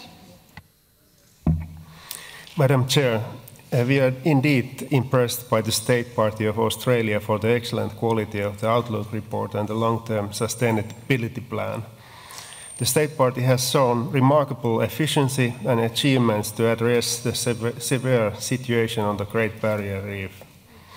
At the same time, Finland shares the concerns that many people and organizations all over the world have expressed over the poor condition and the foreseen negative trend of many biodiversity values in the Great Barrier Reef. We strongly encourage the State Party to address the cumulative impacts of climate change, dredging, upstream sediments and nutrients, as well as the increasing ship traffic that have impact on the outstanding universal value of the property. Considering the complexity and magnitude of the threats facing this property, we think that the brief progress report in 2016 is justified, and we are looking forward to review the report in 2017. Finally, Madam Chair, Finland emphasizes that civil society plays an ever-increasing role in the work of the committee. The discussions on the Great Barrier Reef provides an excellent example how the civil society can contribute with their expertise and support the protection and conservation of World Heritage. In our opinion, the draft decision is now well balanced, and we support the wording as it is drafted. Thank you, Madam Chair. Thank you. Germany. Germany welcomes the efforts and actions taken by the Australian government since the last session of the World Heritage Committee, as outlined in the committee document. Knowing how difficult decision-making and planning in a federal system can be, we highly value the joint efforts and the results achieved by the federal government and the state government of Queensland. We also acknowledge the enormous attention the site has received from various stakeholders, nationally and internationally, from state organizations to NGOs, from science to the general public. This shows that the World Heritage Convention is powerful, and we need to use its power for the sake of the protection of our joint world heritage. Germany especially welcomes the confirmation of protection of greenfield areas from port development and the finalization of the long-term sustainability plan, as well as the permanent ban on dumping of capital dredge spoil in the World Heritage Area. But we are also concerned about continued dumping of maintenance dredge spoil. As the draft decision rightly states, and as the Great Barrier Reef Outlook report concludes, the overall outlook of the property is poor, and major threats and their cumulative impacts present considerable challenges to the present and future management of the reef. In this regard, we recall the last year's committee decision stating the need to ensure that developments inside the port areas do not, I quote, impact individually or cumulatively the OUV of the property. The long-term sustainability plan is the first but important step for a brighter future of the reef. It's a plan, and as every plan, it is as good as its implementation. There's still a long way to go. The commitments need to be put into legislation and to be implemented, as also IUCN has stated, and in order to do so, adequate and sustainable financing needs to be secured. Australia's commitment of an additional investment of 200 million Australian dollars is most welcome, and the investment strategy will have to address these additional needs in the future. We believe that it is the task of the committee to closely follow up the actions envisaged for the Great Barrier Reef and continue the close dialogue on the implementation of the long-term sustainability plan. Germany supports the draft decision as proposed by IUCN and the World Heritage Center. And we congratulate the government of Australia for the efforts it's doing and it's about to engage with. Thank you, Madam Chair. Thank you. Malaysia, then Senegal, Poland, Philippines, India, Jamaica, and then we will continue. Now, Malaysia has the floor. Thank you, Madam Chair. In the 38th session in Doha, Malaysia was a little vocal in supporting the draft decision then. But now we concurred very well with the previous speakers in addressing this issue. We did that last year because we felt the State Party Australia and also the state government of Queensland was making some commitment, to address the issues as contained in the 2014 Great Barrier Reef Outlook reports, which contain all the issues that we have understood. And we were very happy to welcome the State Party launching the Reef 2050, though very long, but it was a commitment made by both the federal government and the state government of Queensland, financially, technically, scientifically, and even administratively to remediate the threat. We understand it is a marine ecosystem subjected to the dynamics of the marine flow of, I would say, the currents and the livelihood of the people affected, and also the dynamics of the fishes there, which affected one way or the other with the other big iconic coral triangle, which is north of GBR, encompassing the ASEAN countries. After all, fishes and corals and marine ecosystem is continuous. We are convinced now that the State Party, together with the state government of Queensland, could undertake, because they have got all the will, the money, the resources, human and otherwise, to remediate some, but not all, because it is a long process. Like the terrestrial ecosystem, the marine ecosystem is more vulnerable, but with the commitment shown and taking into account of the concern of the indigenous communities, also the NGOs, which had been very vocal in the last few years, Malaysia took the stand that it is time, to respect the wishes of the state party, namely Australia and the state government, to preserve and conserve and take all the immediate action to address the so-called imminent threats of this iconic asset of the world. Thank you very much, Madam Chair. Thank you. Senegal has the floor. Merci, Madame la Présidente.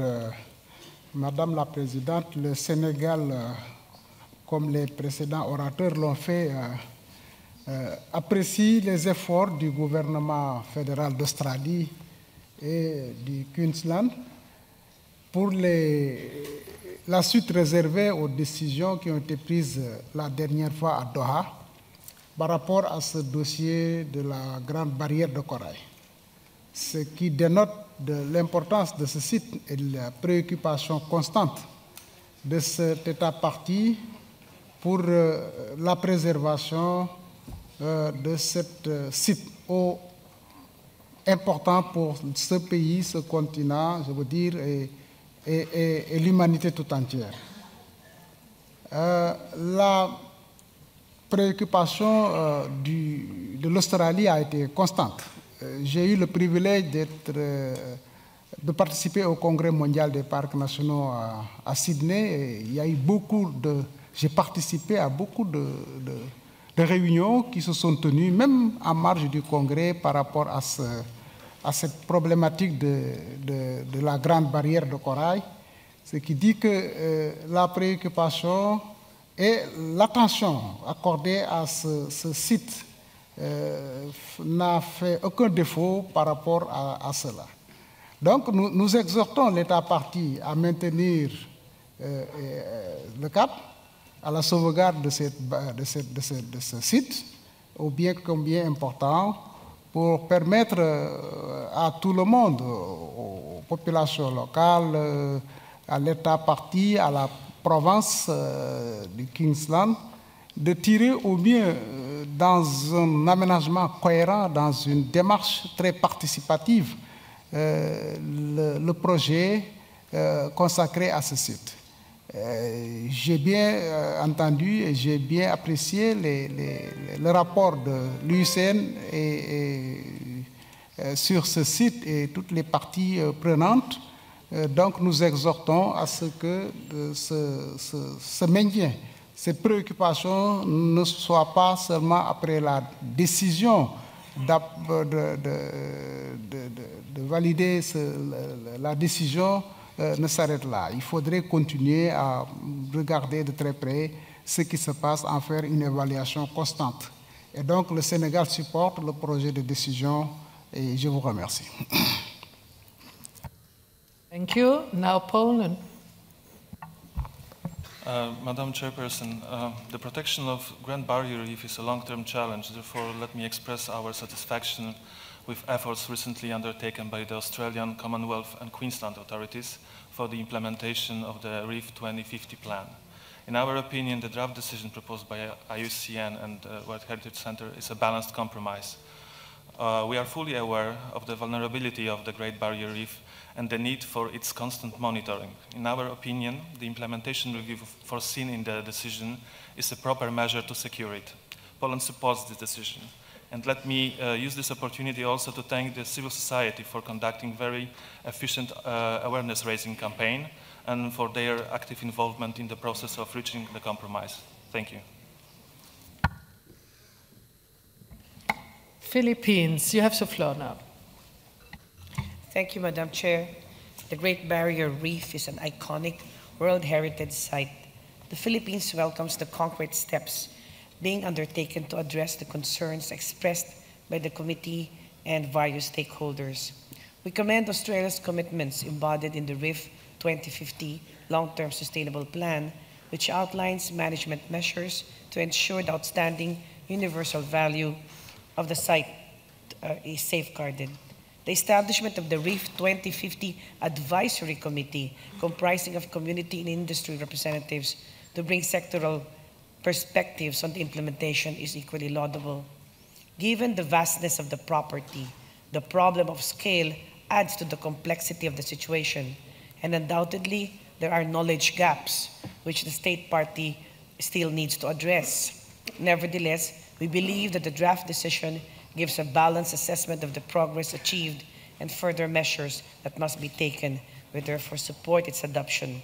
Collaboration between the Commonwealth Government of Australia and the State of Queensland in its response to the previous committee decisions has definitely produced tangible results.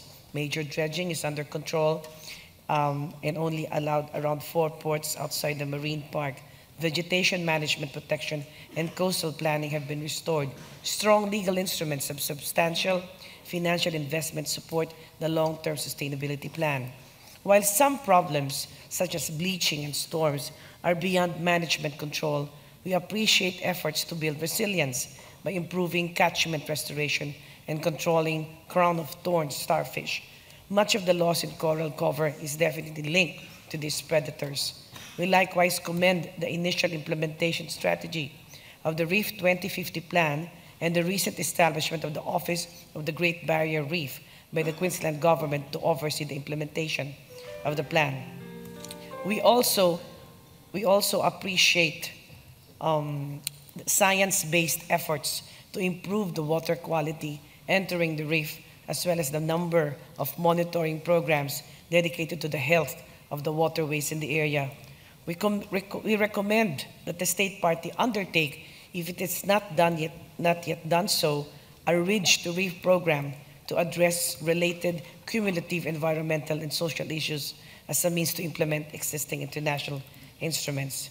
We note that the state party has been vigilant in the protection of coral reefs and recommends that the same laudable vigilance be applied to the rest of the ecosystem, such as seagrass beds, mangroves, wetlands, floodplains, and salt marshes, which are vital to a healthy Great Barrier Reef.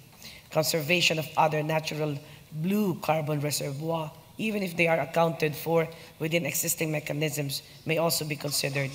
We hope that the state party shall report back to the committee and all further actions shall be taken to assure effective conservation of the Great Barrier Reef, a unique common heritage of all humanity. Thank you, Madam Chair. Thank you. India. Thank you, Madam Chair. Madam Chair, India has examined the State of Conservation report concerning the magnificent Great Barrier Reef. We are, like perhaps everybody else in this room, aware of the concerns, aware of the debate, indeed aware of the entire discourse around this property. Given the profile of this iconic natural site, it cannot perhaps be otherwise. As far as its management goes, and to say the very least, it would be no doubt a daunting task to manage such vast property. Madam Chair, to India, there is no doubt that the state party concerned has taken several key steps to address the issues affecting this property. We welcome the long-term Sustainable Plan 2050 developed by the Australian government and hope that its implementation would not only stem any further degradation, but would restore the property. We also note with satisfaction that Australia stands committed to banning the dumping of dredging material into the reef and that steps are being taken to improve the water quality. We also appreciate the significant financial commitment of $2 billion over the next decade towards managing the reef made by the state party and hope that further finances might be forthcoming if necessary. In sum, India is convinced that Australia has and is seriously addressing all concerns relating to the reef, taking into account concerns expressed by the committee in the past and, of course, the concerns expressed by civil society. Can I possibly forget to say that? We congratulate the government of Australia for all of this. We would continue to encourage them now to actively implement the LTSP and keep the committee informed about future progress. Thank you very much, Madam Chair. Thank you. Jamaica. Thank you very much, Madam Chair. Madam Chair, the health and sustainability of the Great Barrier Reef is not only an Australian concern, it is a global one. That is why this committee, and indeed the international community, have been very preoccupied with the state of conservation of this unique natural icon. We are pleased that Australia has listened to these concerns and acknowledged the significant and positive steps taken by the state party since the 38th session of the committee. We welcome in particular Australia's commitments outlined in the 2050 Long-Term Sustainability Plan. Madam Chair, we are aware of the challenges associated with the conservation and management of the property. We are also pleased, therefore, with the whole-of-government approach involving the Commonwealth and state governments, as well as the involvement of all stakeholders, including civil society and indigenous groups. We are confident that the state party will do all that is required to execute its long-term commitments in order to ensure that the state of conservation of the reef continues to reflect the property's outstanding universal value. Madam Chair, based on the foregoing, Jamaica supports the draft decision presented by the IUCN and the World Heritage Center. We look forward to the submission of progress reports, as well as the report to the committee at its session in 2020 on the fulfillment of the States Party's commitments. We wish to congratulate Australia. Thank you, Madam Chair.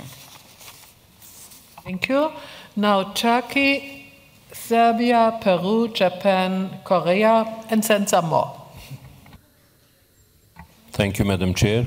First of all, Turkey would like to add its voice to the views eloquently put forward by delegation of Portugal and the successive speakers.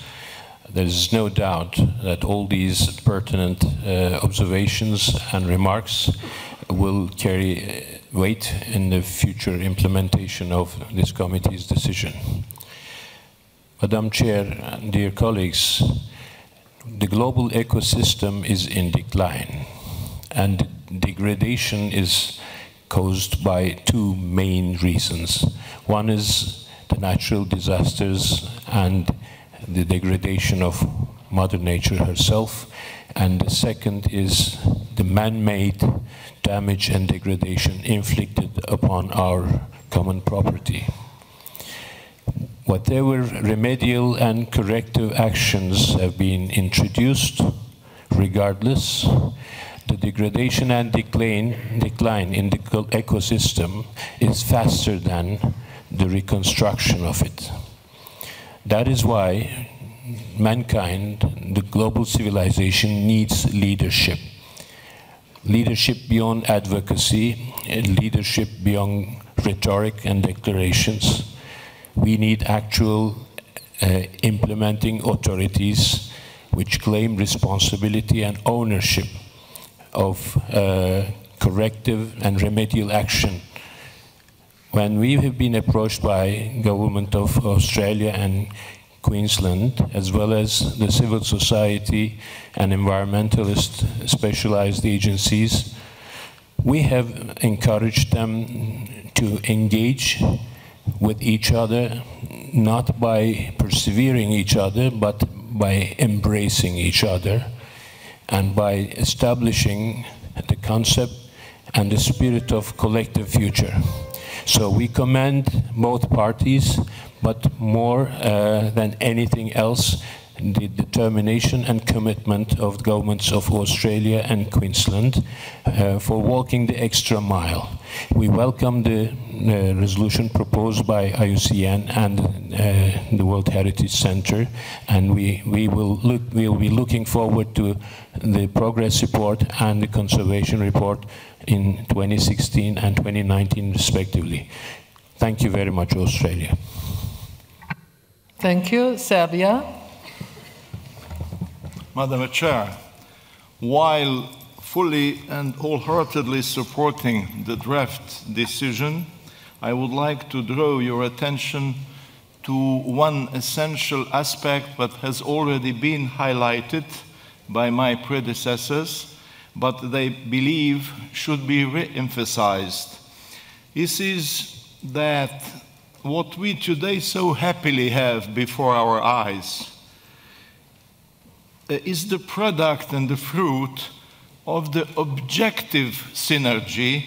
I insist on the attribute objective and not always subjective synergy, but all interested social subjects and players. In the period between two sessions, we've been witnessing sometimes the lack of confidence, even the lack of goodwill, and a certain nervosity expressed by some players.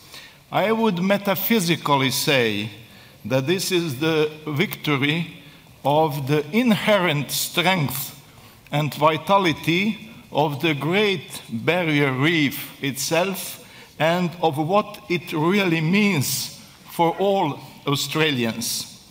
The government really had made an amazing, impressive effort that undertaken effective, concrete measures and steps, as it has been stated by the draft decision. The civil society and the NGOs in its mainstream managed, what is not easy for them, to find the reasonable measure between ideals and reality.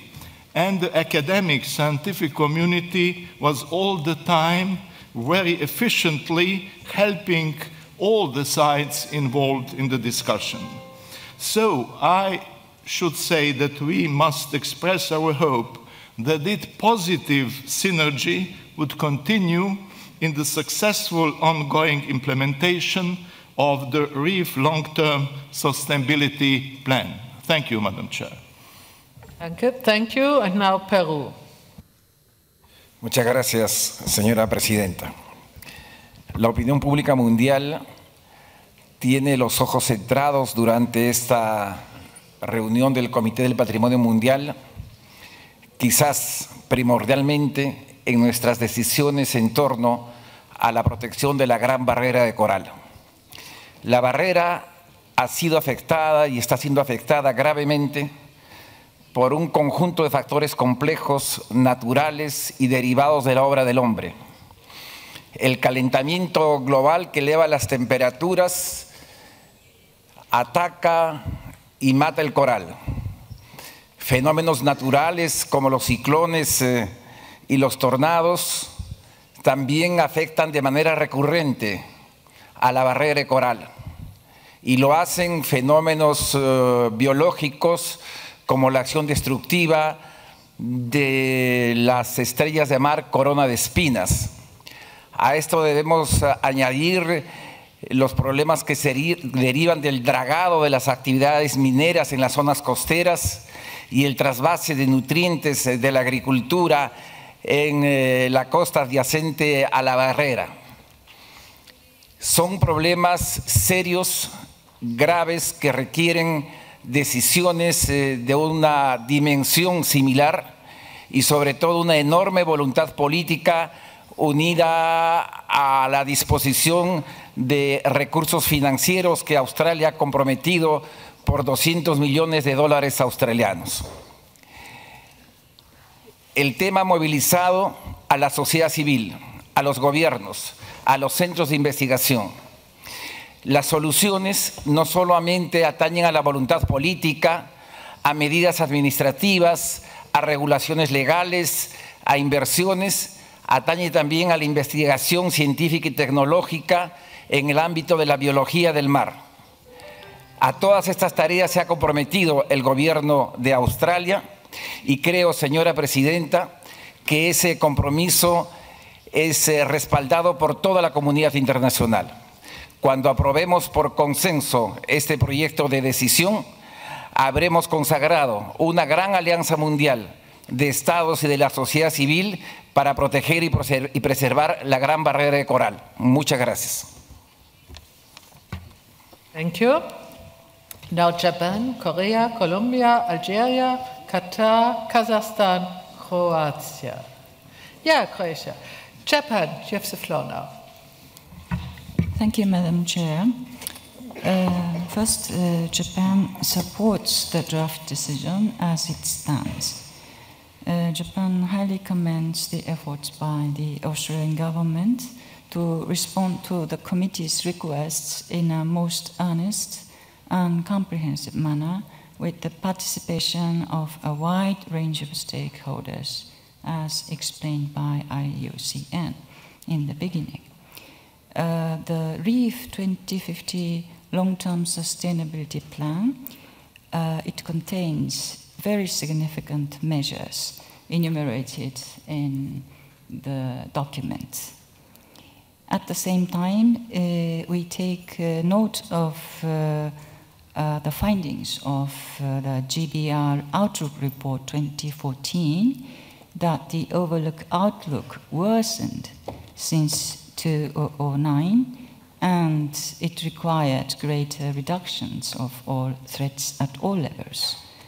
So, in order to protect the property's OUV in a long-term and sustainable manner, it is essential to improve the health of its ecosystem and to enhance the resilience of the reef. In fact, this reef, the size is almost comparable to Japan, and you can imagine the challenges.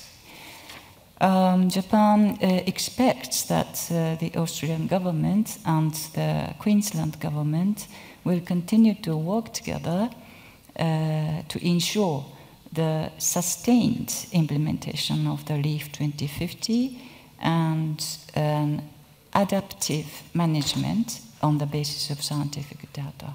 Thank you. Now Korea. Thank you, Madam Chair. The Republic of Korea appreciates Australia's commitment and determination for conserving the Great Barrier Reef and congratulate Australia's achievement reported this year compared with what was reported at the previous committee.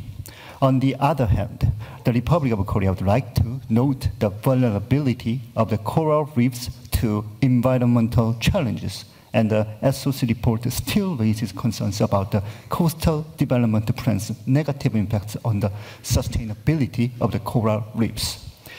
The symbolic importance of the Great Barrier Reef as World Heritage is of utmost importance to the entire world. We must not lose this heritage for our future generation and the global ecosystem. The Republic of Korea is happy that Australia and Queensland are working very closely and effectively with IUCN and the World Heritage Center for the immediate and long-term actions for the protection of the Great Barrier Reef. Also, we would like to give due appreciation to civil society's dedication and collaborative efforts to sensitize potential deterioration of the reef to the public. Australia's 2050 long-term sustainability plan is commendable, and we believe that this plan will provide an effective tool for Australia to implement its various action and funding initiatives for improving the conservation of the reef. Also, the plan will help Australia to conduct evaluations and monitoring in a systematic manner, as well as in the perspective of a sustainable development. Korea supports the draft decision as proposed and firmly believes that Australia and Queensland government will continue their planned conserving effort as suggested by the SOC report, and significant progress of such efforts will be reported by December 2016. Finally, the Republic of Korea hopes to see the conservation status of the Great Barrier Reef be restored in its full value of OUV in the near future by Australia's relentless efforts. Thank you. Thank you. Colombia. Gracias, señora Presidente. El Gobierno de Colombia agradece el informe presentado por la UISN y el Centro de Patrimonio Mundial. Colombia reconoce el gran esfuerzo realizado por el Estado parte para cumplir con las solicitudes hechas por el Comité en los años precedentes, especialmente la formulación del Plan 2050 de Desarrollo Sostenible a Largo Plazo para la Gran Barrera de Coral. Para el Gobierno de Colombia es clara la voluntad del Gobierno australiano para dedicar recursos y establecer las metas en el largo plazo requeridas para mitigar y reducir los efectos de la degradación en el sitio que se originó como consecuencia de un largo proceso de intervención en infraestructura costera, portuaria y turística, junto con los efectos de fenómenos naturales derivados de condiciones de temperatura extremas en la propiedad. En este sentido, es claro que el Gobierno Central de Australia, de la mano con el Gobierno del Estado de Queensland y la sociedad civil, han unido esfuerzos políticos, técnicos y financieros para tomar las medidas adecuadas para hacer frente a las amenazas identificadas, por lo cual resaltamos la importancia de contar con un compromiso de largo plazo y creciente en el tiempo y de continuar desarrollando acciones integrales de restauración del ecosistema. De igual manera, Colombia considera que es necesario avanzar en el establecimiento de un diagnóstico de impactos acumulativos que considere todos los factores de manera integral, garantizando así el manejo efectivo del sitio. Por lo anterior, invitamos a Australia a continuar el seguimiento en el corto plazo sobre las acciones complementarias necesarias para enfrentar las amenazas más inmediatas al tiempo de avanzar en la implementación del plan de inversiones con un presupuesto permanente y creciente en el tiempo, acciones en el corto y mediano plazo para mitigar efectos del cambio climático y acciones de restauración dentro y fuera de la costa. En consecuencia, señora Presidente, Colombia apoya plenamente el proyecto de decisión propuesto, el cual se basa en el análisis realizado por la UICN. Muchas gracias. Thank you. Now, Algeria. Merci, Madame la Présidente. La Grande Barrière de corail est d'une importance considérable pour la biodiversité d'intérêt mondial. C'est pour cela que la protection de sa VUE nous interpelle. en raison notamment des différents facteurs complexes qui l'affectent, mais aussi de la résolution des problèmes par l'État partie qui sont aussi complexes. L'État partie a répondu à des inquiétudes que nous avons exprimées déjà lors de la 37e session et de la 38e session, et nous notons avec satisfaction les efforts d'importance qui sont consentis par l'État partie pour répondre aux recommandations émises par le comité. Des recommandations qui concernent les mesures à prendre en matière de plan de développement et de la gestion de la qualité de l'eau. Des mesures concrètes sont prises et nous notons dans le rapport que la qualité de l'eau est prise en considération. La restriction de nouveaux projets dans les limites du bien et l'engagement de l'État partie afin de garantir la cohérence avec le plan de zone de la Grande Barrière et de convenir aussi avec les différentes parties prenantes de réaliser les évaluations de performance à des échéances arrêtées. L'engagement ferme d'interdire les déversements en mer des matériaux de dragage qui ont fait réagir les ONG de protection de l'environnement à juste raison. L'engagement effectif de l'État partie de dégager des fonds pour le financement de toutes les opérations du plan stratégique à long terme 2050 et de sa disponibilité à créer le cadre normatif et d'investissement pour la mise en œuvre pérenne des engagements dans l'esprit d'une bonne gouvernance sont à saluer. Aussi, la délégation algérienne félicite les autorités australiennes pour leur engagement à poursuivre les efforts en vue de la sauvegarde de la Grande Barrière et souscrit à l'approche multiprenante et participative préconisée par l'État partie. Nous sommes favorables au projet de décision que nous appuyons tel qu'il est proposé. Merci, Madame la Présidente. Thank you. Qatar.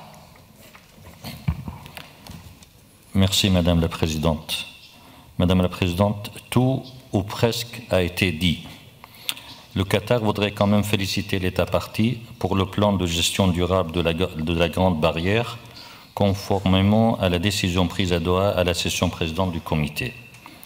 L'État partie a ainsi fait preuve d'une grande responsabilité, si je peux dire, et d'une grande efficacité sûrement, en élaborant ce plan de protection du site. Nous pensons que le projet de décision reflète bien les efforts de l'État partie pour le développement durable de ce gigantesque site et nous le soutenons. Merci Madame la Présidente. Now Kazakhstan and then Croatia at least. Thank you, Madam Chair. By welcoming IUCN report, Kazakhstan delegation wants to mention that Australia has responded to the concerns expressed by the committee and should be commended. The committee has set a high standard, which Australia has met by setting out REEF 2050 plan, and we are looking forward to its implementation to build the resilience of the reef. Kazakhstan welcomes steps implemented by the state party, which, according with our opinion, will lead to progress and success, as well as efforts of the state party concerning implementation of the measures towards and supporting high quality of the seawater resources. We express our hope that Australian government will make efforts for reducing negative impact in the zone of Port Queensland, for preserving Great Barrier Reef's outstanding universal value, as well as continue scientific assessment of the state of nature environment and following adoption of the plan of sustainable development. We support the balanced decision and look forward to the technical advice update on progress in 2017 and the report on the SOC of the reef. Thank you, Madam Chair. And now Croatia has the floor. Thank you, Madam Chair. Delegation of Croatia, being aware of the sensibility and the importance of this item, supports, of course, the draft decision. Of course, many arguments presented by members of the World Heritage Committee in previous discussion are supported by our delegation. And there is no reason to repeat them, as my colleague, Ambassador of Qatar, has said just a few minutes ago. So to make my speech shorter one, I should underline once again that we are convinced that measures proposed and planned and proposed in the Sustainable Plan 2050 are adequate to balancing protection of the Great Barrier Reef and economic development. And we are also fully aware of all the dangers and challenges with which state party, both the Commonwealth of Australia and State of Queensland, are facing. At the end, we hope that in years to come, we will witness already in 2017 a gradual progress in the status of Great Barrier Reef, which can be achieved only in cooperation with all those who are interested in its protection. Thank you very much. Thank you so much for this pressing debate. And now I would like to give the floor to Australia. Thank you, Madam Chair. The Great Barrier Reef is Australia's greatest natural icon. It also continues to be the world's Great Barrier Reef. Over the past 5 years, however, we have clearly heard the concerns of the World Heritage Committee. And I can tell you, Australia and Queensland have responded.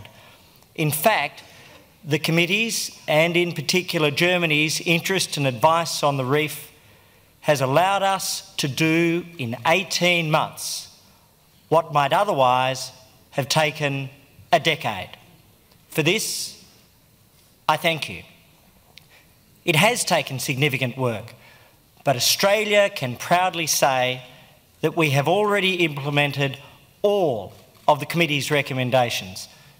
In the past 18 months, the number of proposals to place capital dredge material in the marine park has been reduced from 5 to 0. We have permanently banned the disposal of capital dredge material in the marine park and entire World Heritage Area, as promised at the World Parks Congress. Australian and Queensland government investment in reef management and research activities is projected at more than $2 billion over the coming decade, with a further $200 million recently announced for water quality improvement. We have doubled funding for field control of crown of thorns starfish. Having said this, like every reef, there are real challenges such as climate change and water quality, and that is why the new Reef 2050 plan is a game-changing 35-year blueprint to protect and build the resilience of the reef. It has been developed in partnership with all levels of government, the community, traditional owners, industry, civil society and the scientific community. And we have given the plan the force of both national and state laws. Implementation of the plan will be supported by an independent expert panel chaired by Australia's chief scientist and a reef advisory panel led by the chair of the Australian Institute of Marine Science. Civil society will have an ongoing role on the advisory panel. The Great Barrier Reef Marine Park Authority will ensure the plan builds on the best management and scientific advice. Today, therefore, I am announcing, Madam Chair, an additional $8 million for enhanced reef monitoring by the Marine Park Authority. Ultimately, we will ensure the reef continues to be the best managed and protected marine system in the world. We thank you for your leadership, praise the success of the Convention, and fully endorse the proposed decision. Thank you, Sen, for your explanations and for the huge efforts you undertake. Now I would like to give the floor to the NGOs, and I would like to start with Greenpeace. Thank you. Thank you. Yeah, you have the floor. Chair. Thank you to the committee also. On your way to this meeting, you would have all seen kids in green t-shirts out the front. They're a bit hard to miss.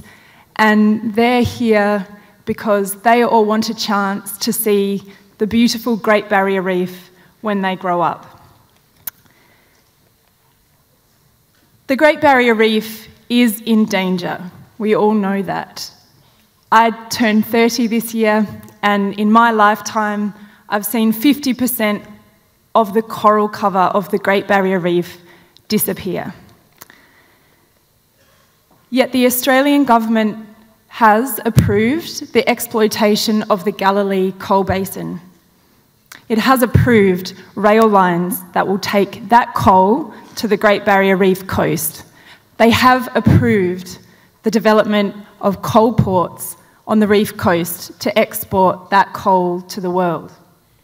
This will mean more dredging, more coal ships through the reef, and a huge amount of new coal being burnt at a time when the world must act to avert dangerous climate change.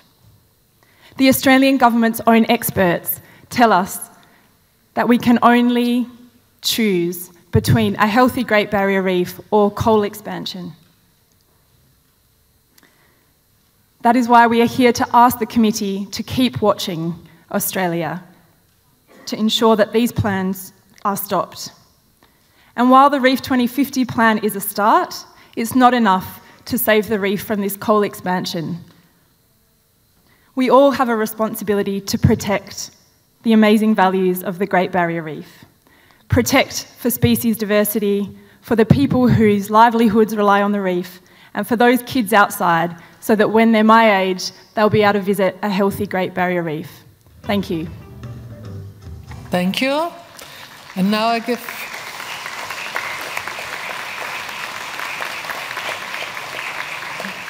Now I give the floor to WWF. Thank you, Madam Chair. My name is Dermot O'Gorman from WWF. The world looks to this committee to stand up for the Great Barrier Reef. This week, 563,481 people from 177 countries around the world urged you to defend the reef. The draft decision before you today is strong but fair. It places Australia on probation for the next 5 years. We respectfully urge you, the committee, to adopt the draft decision in full. It is the right thing to do until the actual conditions of the reef improves, until the corals, the dugongs, and the turtles return. WWF acknowledges the new promises and plans by the Australian and Queensland governments. We commend their efforts, their combined efforts, to include a ban on dumping of dredging spoils into the waters of the Great Barrier Reef. Plans alone will not save the reef. The real work starts now. It's clear that the reef we all love still faces many challenges. In the last few weeks, there's been some troubling signs. An inquiry revealed that past water quality improvements claimed as facts are highly uncertain. Madam Chair, millions of people around the world dream of visiting the Great Barrier Reef. On their behalf, we thank the committee members for demanding urgent action from the Australian government. Like you, we wait for that action, and we place our hope and trust in this committee and UNESCO to protect this incredible natural wonder for future generations. Thank you, Madam Chair.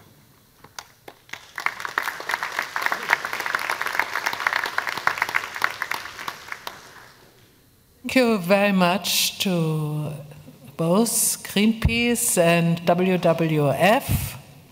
And now I would like to give for a second time the floor to Australia. Thank you, Madam Chair. It is my great privilege to address you on behalf of the people of Queensland. We are very proud custodians of the Great Barrier Reef. We feel strongly that it is a site of unique and outstanding universal value. The people of Queensland feel so strongly about protecting the reef, they elected a new government, in part because we committed to take seriously the World Heritage Committee's concerns and to do more to protect the reef. Since that election, we have moved quickly to implement new, much stronger protections. These new initiatives are included in the long-term sustainability plan, but we have also appointed, for the first time ever, a minister with explicit responsibility for protecting the reef. We have banned the dumping of capital dredge spoil from the entire World Heritage Area and restricted future port developments, including protecting the Fitzroy River Delta from port development.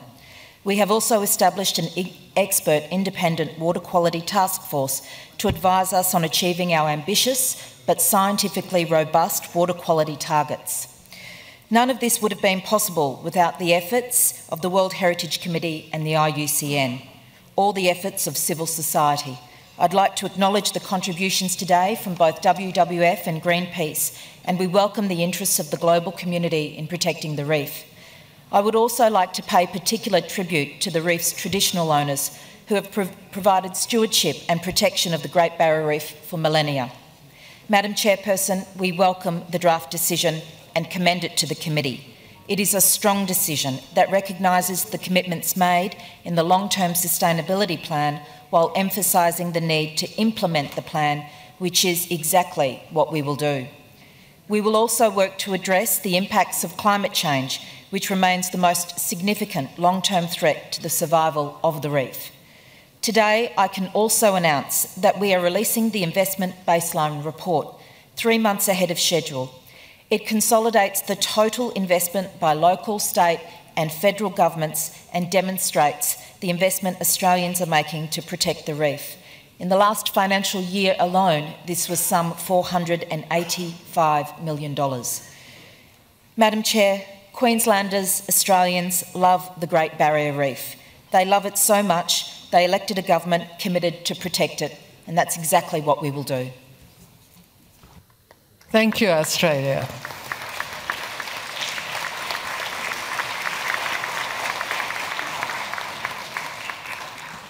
And now, I invite you to adopt the draft decision 39.7b.7 concerning the Great Barrier Reef.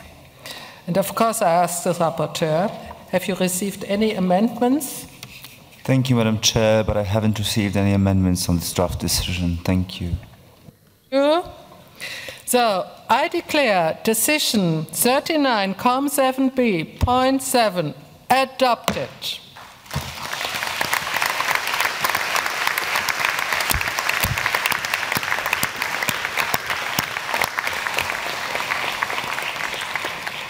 Und lassen Sie mich jetzt noch einmal das Wort ergreifen. Es ist heute eine außergewöhnliche Stunde und es ist eine außergewöhnliche Debatte, die wir erlebt haben. An dieser Debatte haben sich alle Komiteemitglieder beteiligt. Das ist nicht selbstverständlich. Aber angesichts der Bedeutung, die dem Great Barrier Reef nicht nur für Australien oder Queensland zukommt, sondern weltweit, ist es, glaube ich, verständlich, dass das gesamte Komitee sich heute zu Wort gemeldet hat. Und wir haben einen kraftvollen Beschluss gefasst, einstimmig. Und damit haben wir auch der hohen weltweiten Anteilnahme Rechnung getragen. Ich bin auch sehr dankbar für das große Engagement der Zivilgesellschaft. Und heute waren dafür stellvertretend anwesend Greenpeace und WWF, die beide das Wort ergreifen konnten. Aber sie stehen auch für die vielen Menschen, die sich mit großem Engagement für das Great Barrier Reef, diese Ikone, eingesetzt haben. Und ich glaube, es ist richtig heute zu sagen, dass wir eine Sternstunde erlebt haben für das Welterbekomitee und für die Welterbekonvention. Denn wir können heute mit großer Stolz und Freude das teilen, was im letzten Jahr grundgelegt worden ist und was mit hohem Engagement geschehen ist. Ich will an dieser Stelle eine wirkliche Anerkennung aussprechen gegenüber Australien. Denn Sie haben die Botschaft des letzten Jahres, die harte Diskussion hier aufgegriffen. Sie haben sich den Anforderungen gestellt, eine intensive innenpolitische Debatte geführt und wegweisende Entscheidungen für das Great Barrier Reef getroffen. Und das, was Sie an politischen, rechtlichen und finanziellen Verpflichtungen eingegangen sind, das ist beachtlich und es ist die entscheidende Grundlage für den Erhalt dieser besonderen Welterbestätte. Aber wir wissen alle, und das ist sehr deutlich hier auch gesagt worden, dass die Entscheidung, die heute hier getroffen worden ist, das bedeutet kein Ende der Debatte, sondern es bedeutet das Eingehen in eine neue Phase, so wie Sie es mit Ihren Entscheidungen in Australien ebenfalls tun. Denn jetzt geht es um die Umsetzung und die weiteren Schritte. Ich glaube, wir konnten heute sehr gut verfolgen, dass der notwendige politische Wille da ist. Und deshalb bin ich mir sicher, Sie werden mit aller Kraft diese Beschlüsse, die Sie getroffen haben und die wir mit unserem Beschluss weiter unterstützen und befördern, in großer Zügigkeit und Intensität umsetzen. Ich will auch noch einmal sagen, dass ich sehr begrüße den Dialog zwischen Australien, dem Welterbekomitee, den Beratungsorganisationen und der Zivilgesellschaft.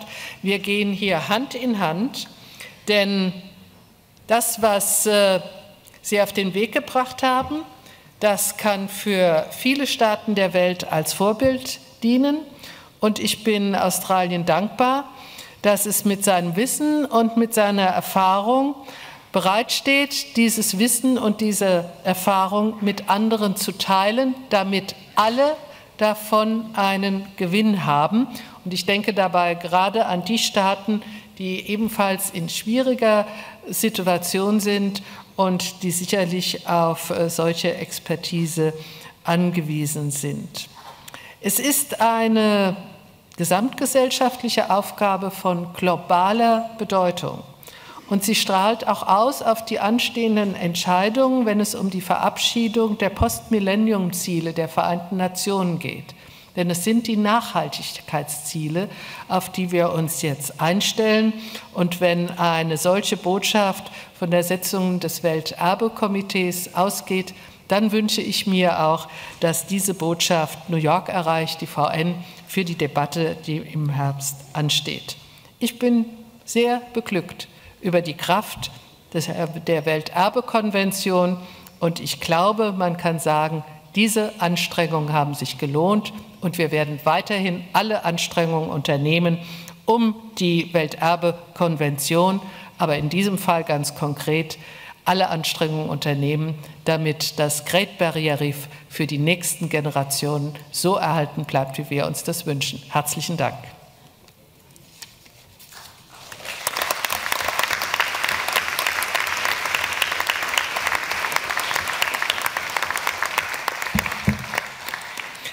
And now I would like to invite Mr.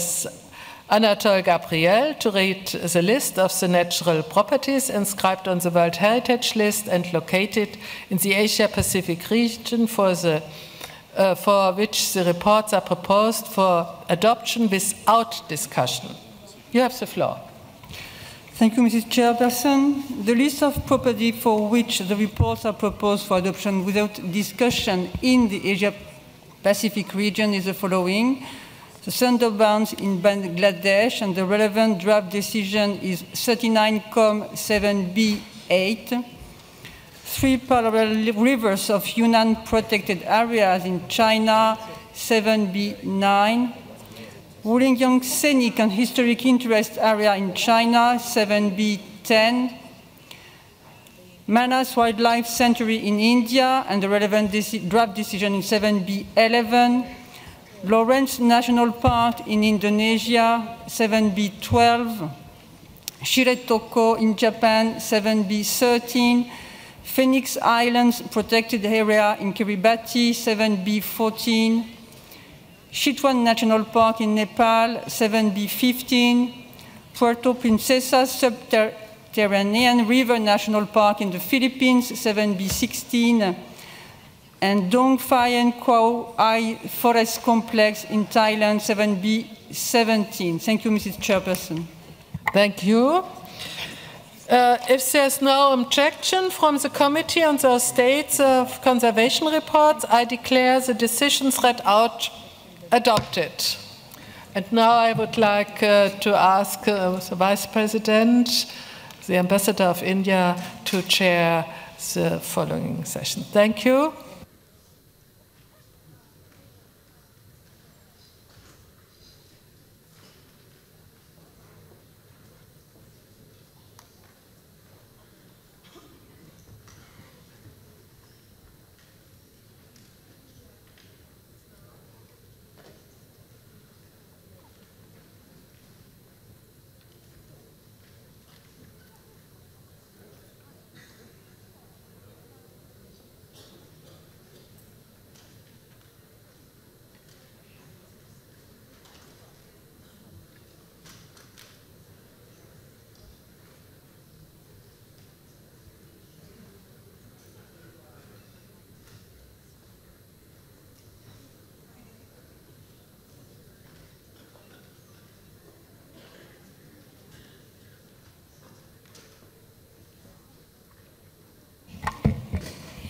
Good afternoon, colleagues. We will turn to 7B, Nature, Europe/North America. Item 22, Lake Baikal, Russian Federation. I would like to invite Mrs. Petya Totcherova, Chief of the Europe-North America Unit of the World Heritage Center, to present the reports on the state of conservation of the natural properties located in the Europe-North America region, which is now open for discussion. You have the floor, Madam. Thank you, Madam Chairperson. The draft decision 39-COM-SET-B22 concerning Lake Baikal, the Russian Federation, can be found on page 30 in the English version and on page 32 of the French version in the document 7B-AD. Concerning new information, after the document was drafted and distributed in May, we have received new information from the State Party.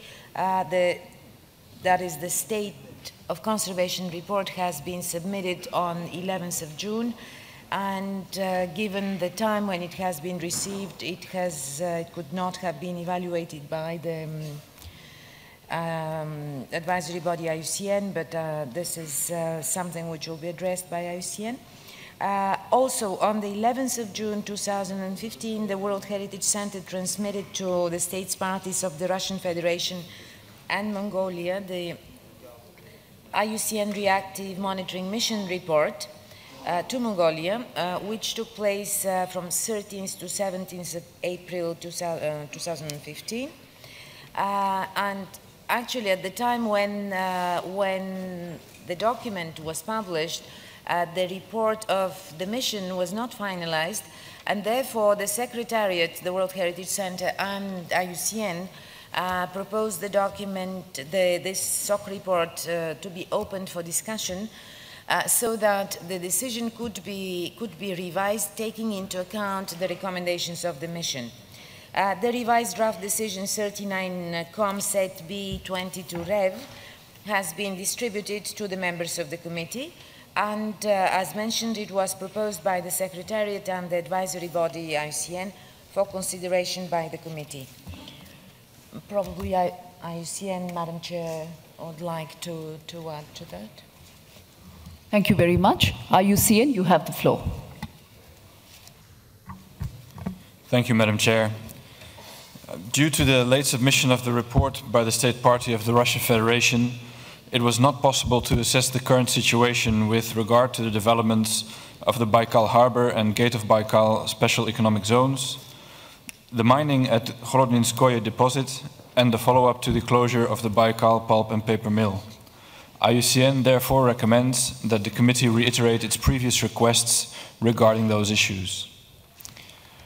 IUCN recalls the concern raised by the committee at its 38th session about the planned development of dams on the Selenga and Orkhon rivers in Mongolia, which feed into Lake Baikal.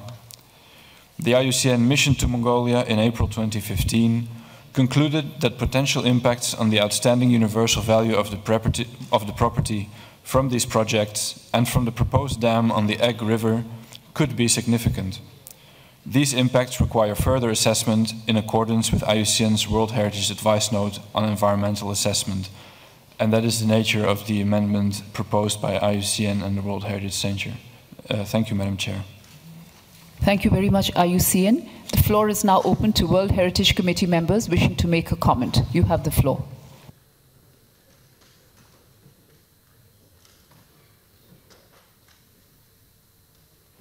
There do not appear to be any committee members wishing to take the floor, in which case I will turn to the States Party's observers. I think I was too quick. Poland would want to take the floor. Poland, you have the floor. Thank you. Well, we have some comments to this project of revised decision. Is that the place now to discuss, or afterwards when this project will be on the screen? I don't know. But the idea is that, in our opinion, this revised version is going too far. I mean that some points are not necessary, simply to have a good evaluation or a good proposal for the site of Mongolia. Especially we are talking about the point para 6, letter B, point 4. We think that because of the geographical structure of the objects, this is simply unnecessary and could be excluded from the decision, as well as we propose to modify number 5. I mean the para 6, letter B, point 5, to modify the beginning of the sentence instead of not to approve any of the projects until the above mentioned areas, etc., etc.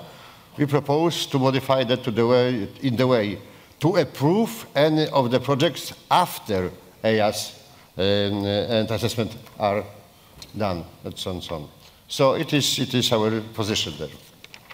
Thank you, Poland. I will nevertheless ask you to repeat those comments when the draft decision comes up on screen. The next speaker on the list is India. You have the floor. Thank you, Madam Chairperson. India would like to congratulate the State Party of Mongolia for inviting the IUCN Reactive Monitoring Mission as recommended by the World Heritage Committee in its 38th session.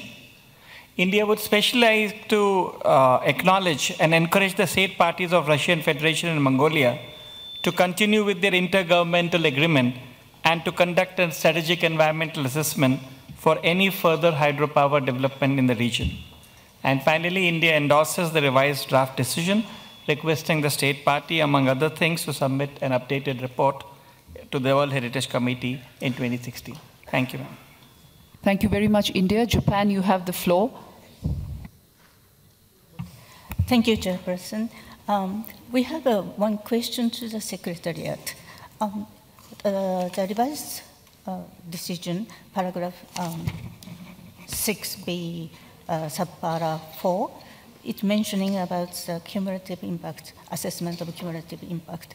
And also the new para 7, mentioning about SEA for the assessment of the impact, I mean, the wider range of impact. So my question is, what's the difference of these two assessments?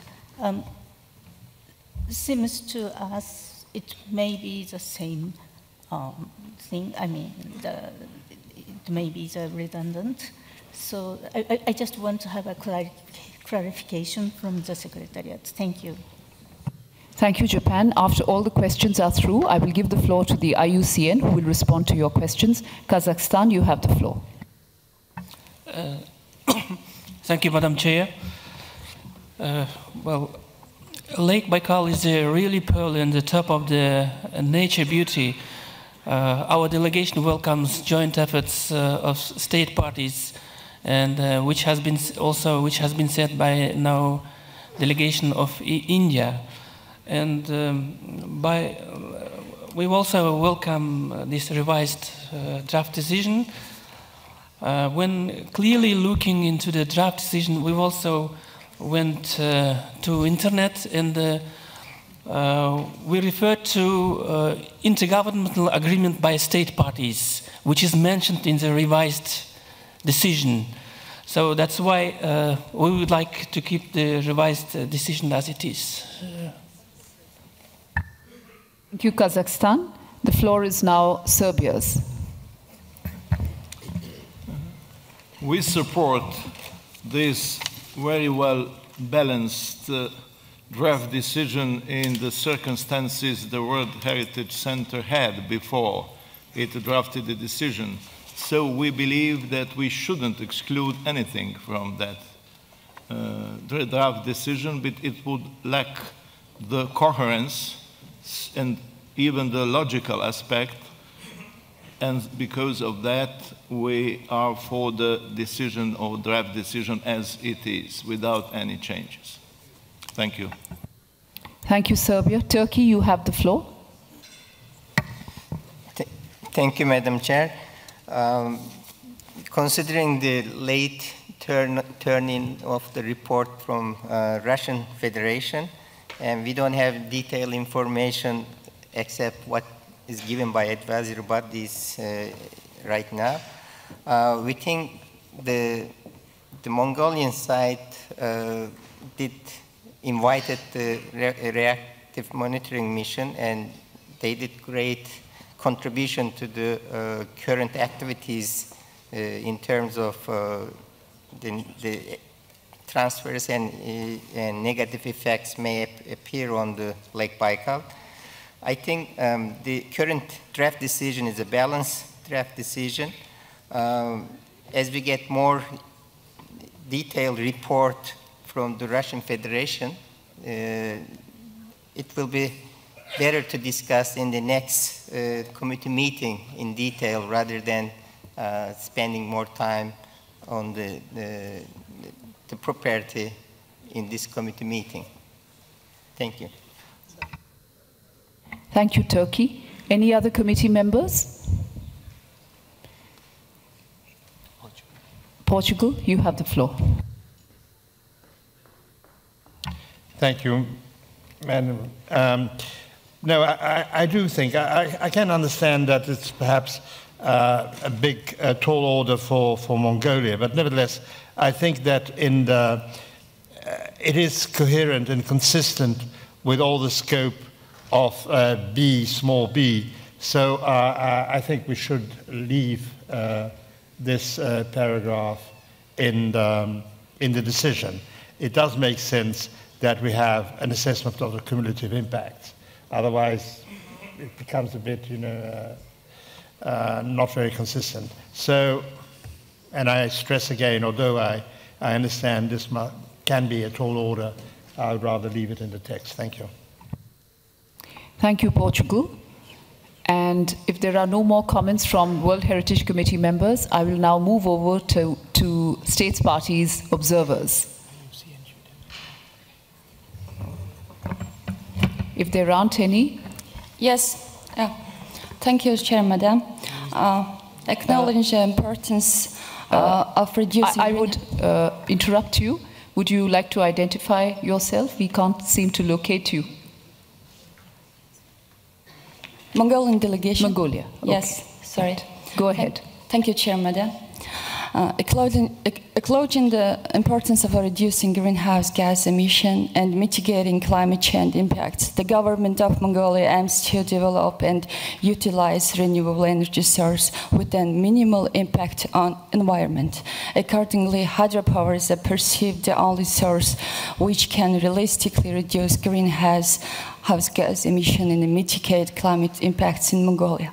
Egg River has been chosen due to its remoteness from Baikal Lake and its significant size.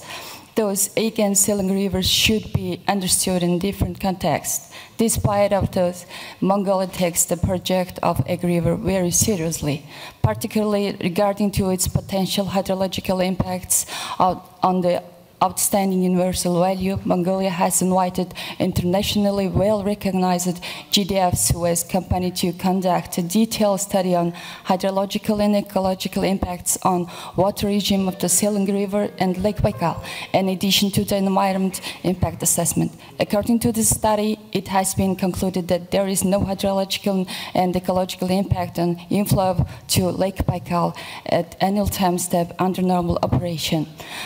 Both EIA and the report and the study have been submitted to IUCN and World Heritage Center. Hereby, I would like to clarify our position that it's also not in our interest to cause negative impact to Lake Baikal and its outstanding universal value. The intergovernmental agreement between Mongolia and Russia on the protection and usage of transboundary water has been implemented for 20 years. The agreement is well aligned with the paragraph 7. Recently, joint intergovernmental commission between Mongolia and Russia was held in April, where both sides agreed to enhance mutual exchange of information and appoint joint expert groups. Hence, the request 6B and 4 can be undertaken as a part of a strategical environmental assessment. As a result, the paragraph 6B and 4 is perceived as unnecessary to be stated separately. Besides, the IUCN concluded that discussion on Shuren River are premature, as there have not been conducted neither feasibility nor characteristically studies of two potential projects. Last but not least, the report of Russian Federation on conservation of the property and outstanding universal value still hasn't been received by the World Heritage Center.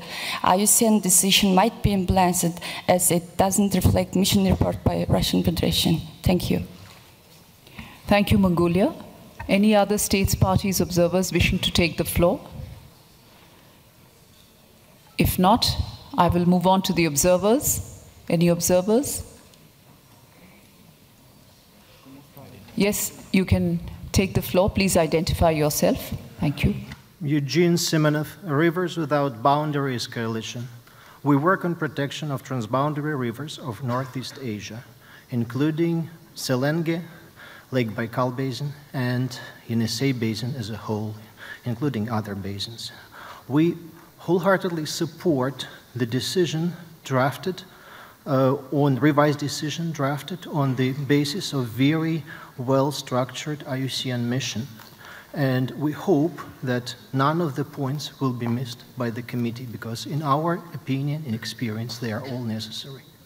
At the same time, we must note that given the news that some agencies in Mongolia claim that they're going to receive loans and start construction of the biggest first dam in Selenge River system, Eggol, this fall, it would be important to consider adding to the decision the call to international finance institutions, bilateral and multilateral, to abstain from funding dam projects in this important basin that safeguards the natural World Heritage Site before all the assessments, including cumulative, most important, cumulative assessment of dam impacts is performed for this basin, and strategic environmental assessment of water management is implemented jointly by Russia and Mongolia. I would like you to consider such a call to the financial institutions so that all other decisions you make here are not in vain and dams are not started construction before your next meeting. Thank you for your attention. Thank you very much for that. I will now turn back to the IUCN and request them to respond to the queries raised by Japan and Poland. Over to you. Thank you, Madam Chair. First of all, in response to the query raised by the distinguished delegate of Japan, the difference in the request in paragraph 6b4 and the request for a strategic environmental assessment in paragraph 7 is that in paragraph 6b4, the request is an acknowledgement of the environmental impact assessments that are going to be undertaken for the dams which are proposed in Mongolia, to ensure that there is a cumulative impact, a cumulative assessment of the impacts of all these projects, rather than only an assessment of the impacts of each project separately. The request in paragraph 7 is in acknowledgement of the fact that there are existing hydropower dams in Russia, which also may have an impact on the property, in addition to proposed projects in Mongolia. So the strategic environmental assessment requested in paragraph 7 would need to assess the impacts of all the current and future hydropower and water management projects in both countries. Then, in response to the proposal put forward by the distinguished delegate from Poland, if my understanding is correct, the new reading of paragraph 6b5 would request the State Party of Mongolia to approve the projects after the EIAs and assessment of cumulative impacts have been reviewed by the World Heritage Center and IUCN. This is not a request we believe we can support, because we do not know what the outcome of the impact assessments is going to be, and that will have to be reviewed first. So until that review has taken place, we do not believe that we can support a request that requests the State Party to implement these projects. Thank you, Madam Chair. Thank you very much, IUCN. Poland, I will give you the floor, particularly in view of the fact that there seems to be consensus within the committee with regard to the revised decision as proposed, and perhaps after the clarification given to you by the IUCN, you might wish to come in and make a comment. Well, the situation is that in fact, it is only the difference in some opinions about the geographical influence and the distances and location and the future and the terms of constructions of different things. The best solution is, sorry for talking in this language which is not so political language, the best solution is to have the common hydrological expertise for all source inflows and outflows connected with Baikal. As far as we don't have any valuable and good evaluation from the Russian side, and we really don't know what are outflows and inflows and what the quality and quantity of water of the side, of the Russian side. And if we want to propose to make a very complex evaluation of the future impact of things which are on the very early stage of planning, just now on Selenga and some other Ek River, for instance, which is some hundreds of kilometers from the Baikal, it seems to be unbalanced. And only from this point of this unbalancing of our need for knowledge, we propose to exclude this point 4. But of course, I understand that we all understand, then it is better to have such expertise and such evaluation than not to have such expertise. So I suppose that this to leave or to exclude this point is a matter of balancing what is more important, simply.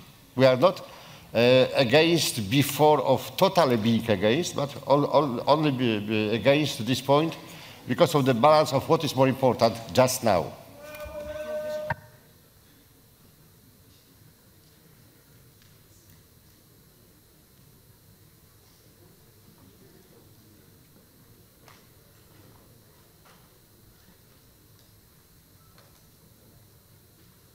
Thank you, Poland, for those comments, duly noted. Given, however, that there appears to be a consensus within the committee to adopt the revised decision as it has been posed before the committee, would you be willing to somewhat compromise? So if the majority is against our proposal, we can leave that. So. Sorry, I didn't hear that. We can agree with the majority. You can agree. All right. Thank you very much for that spirit of compromise. And I can see Vietnam would wish to take the floor. Vietnam. Madam Chair, thank you very much. I'm sorry to intervene at a late stage. I should have spoken a little bit earlier in order to explain all what happened. Because it is Vietnam who proposed an amendment to delete the 6.B4. And since we haven't arrived at that stage, so Vietnam did not take the floor. But given the point raised by Poland, I would acknowledge the valid point made by the delegation of Poland. Madam Chair, if we look back at the draft, at the amendment put by Senegal in the previous draft decision, you will see the same direction is going the same way.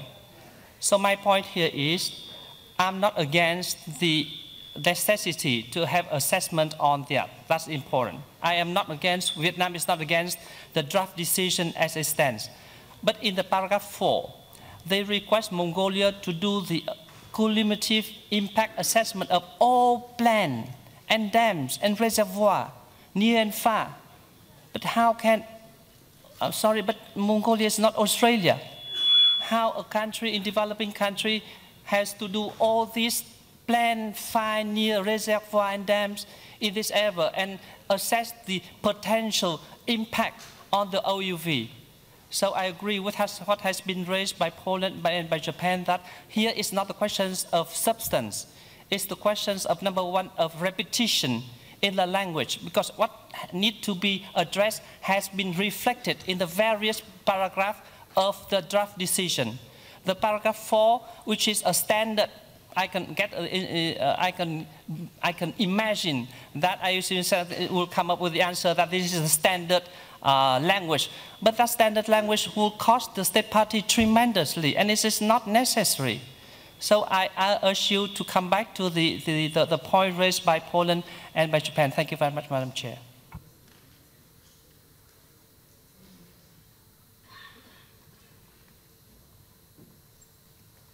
Thank you very much for that, Vietnam. Just as Poland had, compromised, if I may say so, Vietnam has raised this point. So I will throw the matter back again to the committee. Any other committee members wishing to comment? Germany, you have the floor.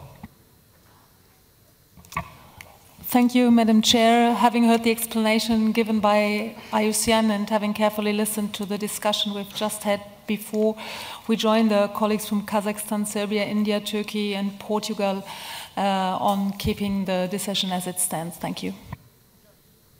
Thank you, Germany. Thank you. Any other committee members?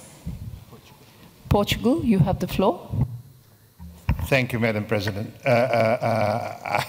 I stick to what I proposed, but nevertheless, I was impressed by the intervention of our colleague from Vietnam. So, and if I may, through you, request again to IUCN, if they would clarify how important this is in the overall economy of what we are trying to achieve, because I don't think that, at least I would wish for slightly further clarification on this point than that was given before by EUCN.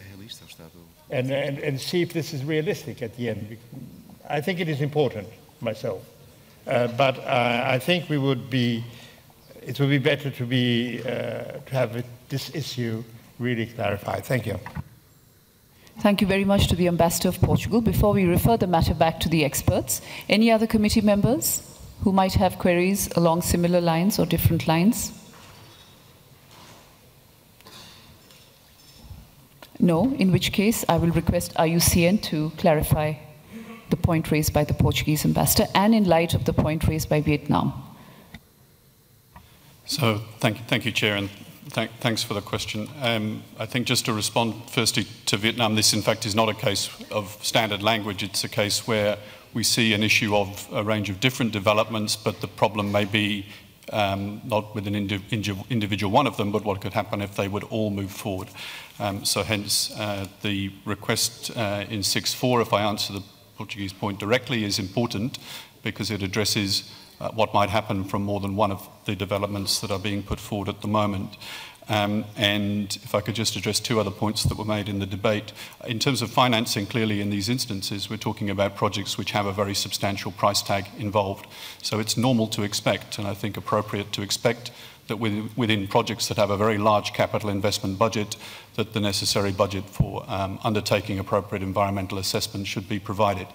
The last point is in terms of balance, and I think we took Poland's point on that, but that is exactly the intention of paragraph 7, which addresses a need for a broader strategic environmental assessment that is indeed addressed to both states parties, noting that it is in the final analysis a transboundary water management situation that we would deal with the whole case of Lake Baikal. So I think the technical point very clearly made by Poland is well made, but I believe the decision appropriately reflects that and reflects the specific developments in Mongolia. Thank you, Madam Chair. Thank you very much, IUCN. There is no complete consensus, and in the meantime, the clock has struck 1. So may I suggest, because we are encroaching on the time of the working groups, the 2 busy working groups, that we mull over this over the lunch hour and return at 3 p.m. to resume discussion on this agenda item, and maybe we might just be in a position to adopt the decision. Thank you very much. We break for lunch. Any announcements by the Secretariat? Over to you. Thank you, Mrs. Chairperson. So I would like to remind the members of the committee that the 2 working groups will start their session in a few minutes. The operational guidelines working group will meet in the room Bonn from 1 to 2 o'clock, but there will be a slight delay of the start of the work because the press conference on Australia, the Great Barrier Reef, is still going on in room Bonn. So the Secretary would like to call your kind understanding for a 10 minutes delay in the start of the working of the operational guidelines working group. The budget working group will start its work at 2 o'clock to 3 o'clock in the Berlin room. And now, speaking of the side event, I would like to read the list, which is also on the screen. We will have in the civil society room from 1 to 3 o'clock the role of civil society organization in conservation and management of natural World Heritage sites, which is organized by the African World Heritage Site Support Networks. Then the Astronomy and World Heritage from 1:15 to 2:45, which is organized by the International Astronomical Union and UNESCO World Heritage Center. The Historic Gardens on Climate Change event, which will take place in the room Rhine Lobby from 1:15 to 2:45, and which is organized by the Prussian Palaces and Gardens Foundation, Berlin, Brandenburg, and the Technical University of Berlin. And finally, another entrepreneurship at World Heritage Properties in Africa, which will take place in the plenary room from 1:30 to 2:30, and which is organized by the African World Heritage Fund. Then the last side event is Law for Protecting World Heritage, which will take place in the advisory bodies room from 2:10 to 2:50. Thank you, Mrs. Chairperson.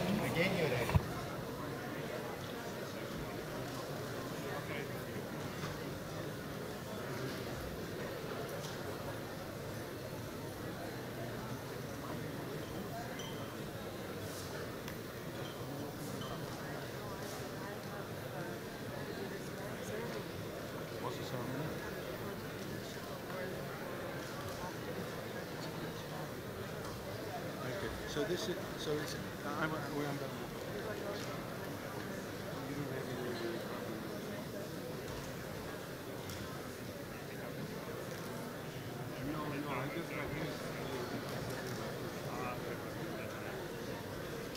So, different topics. You're aware of it? I saw the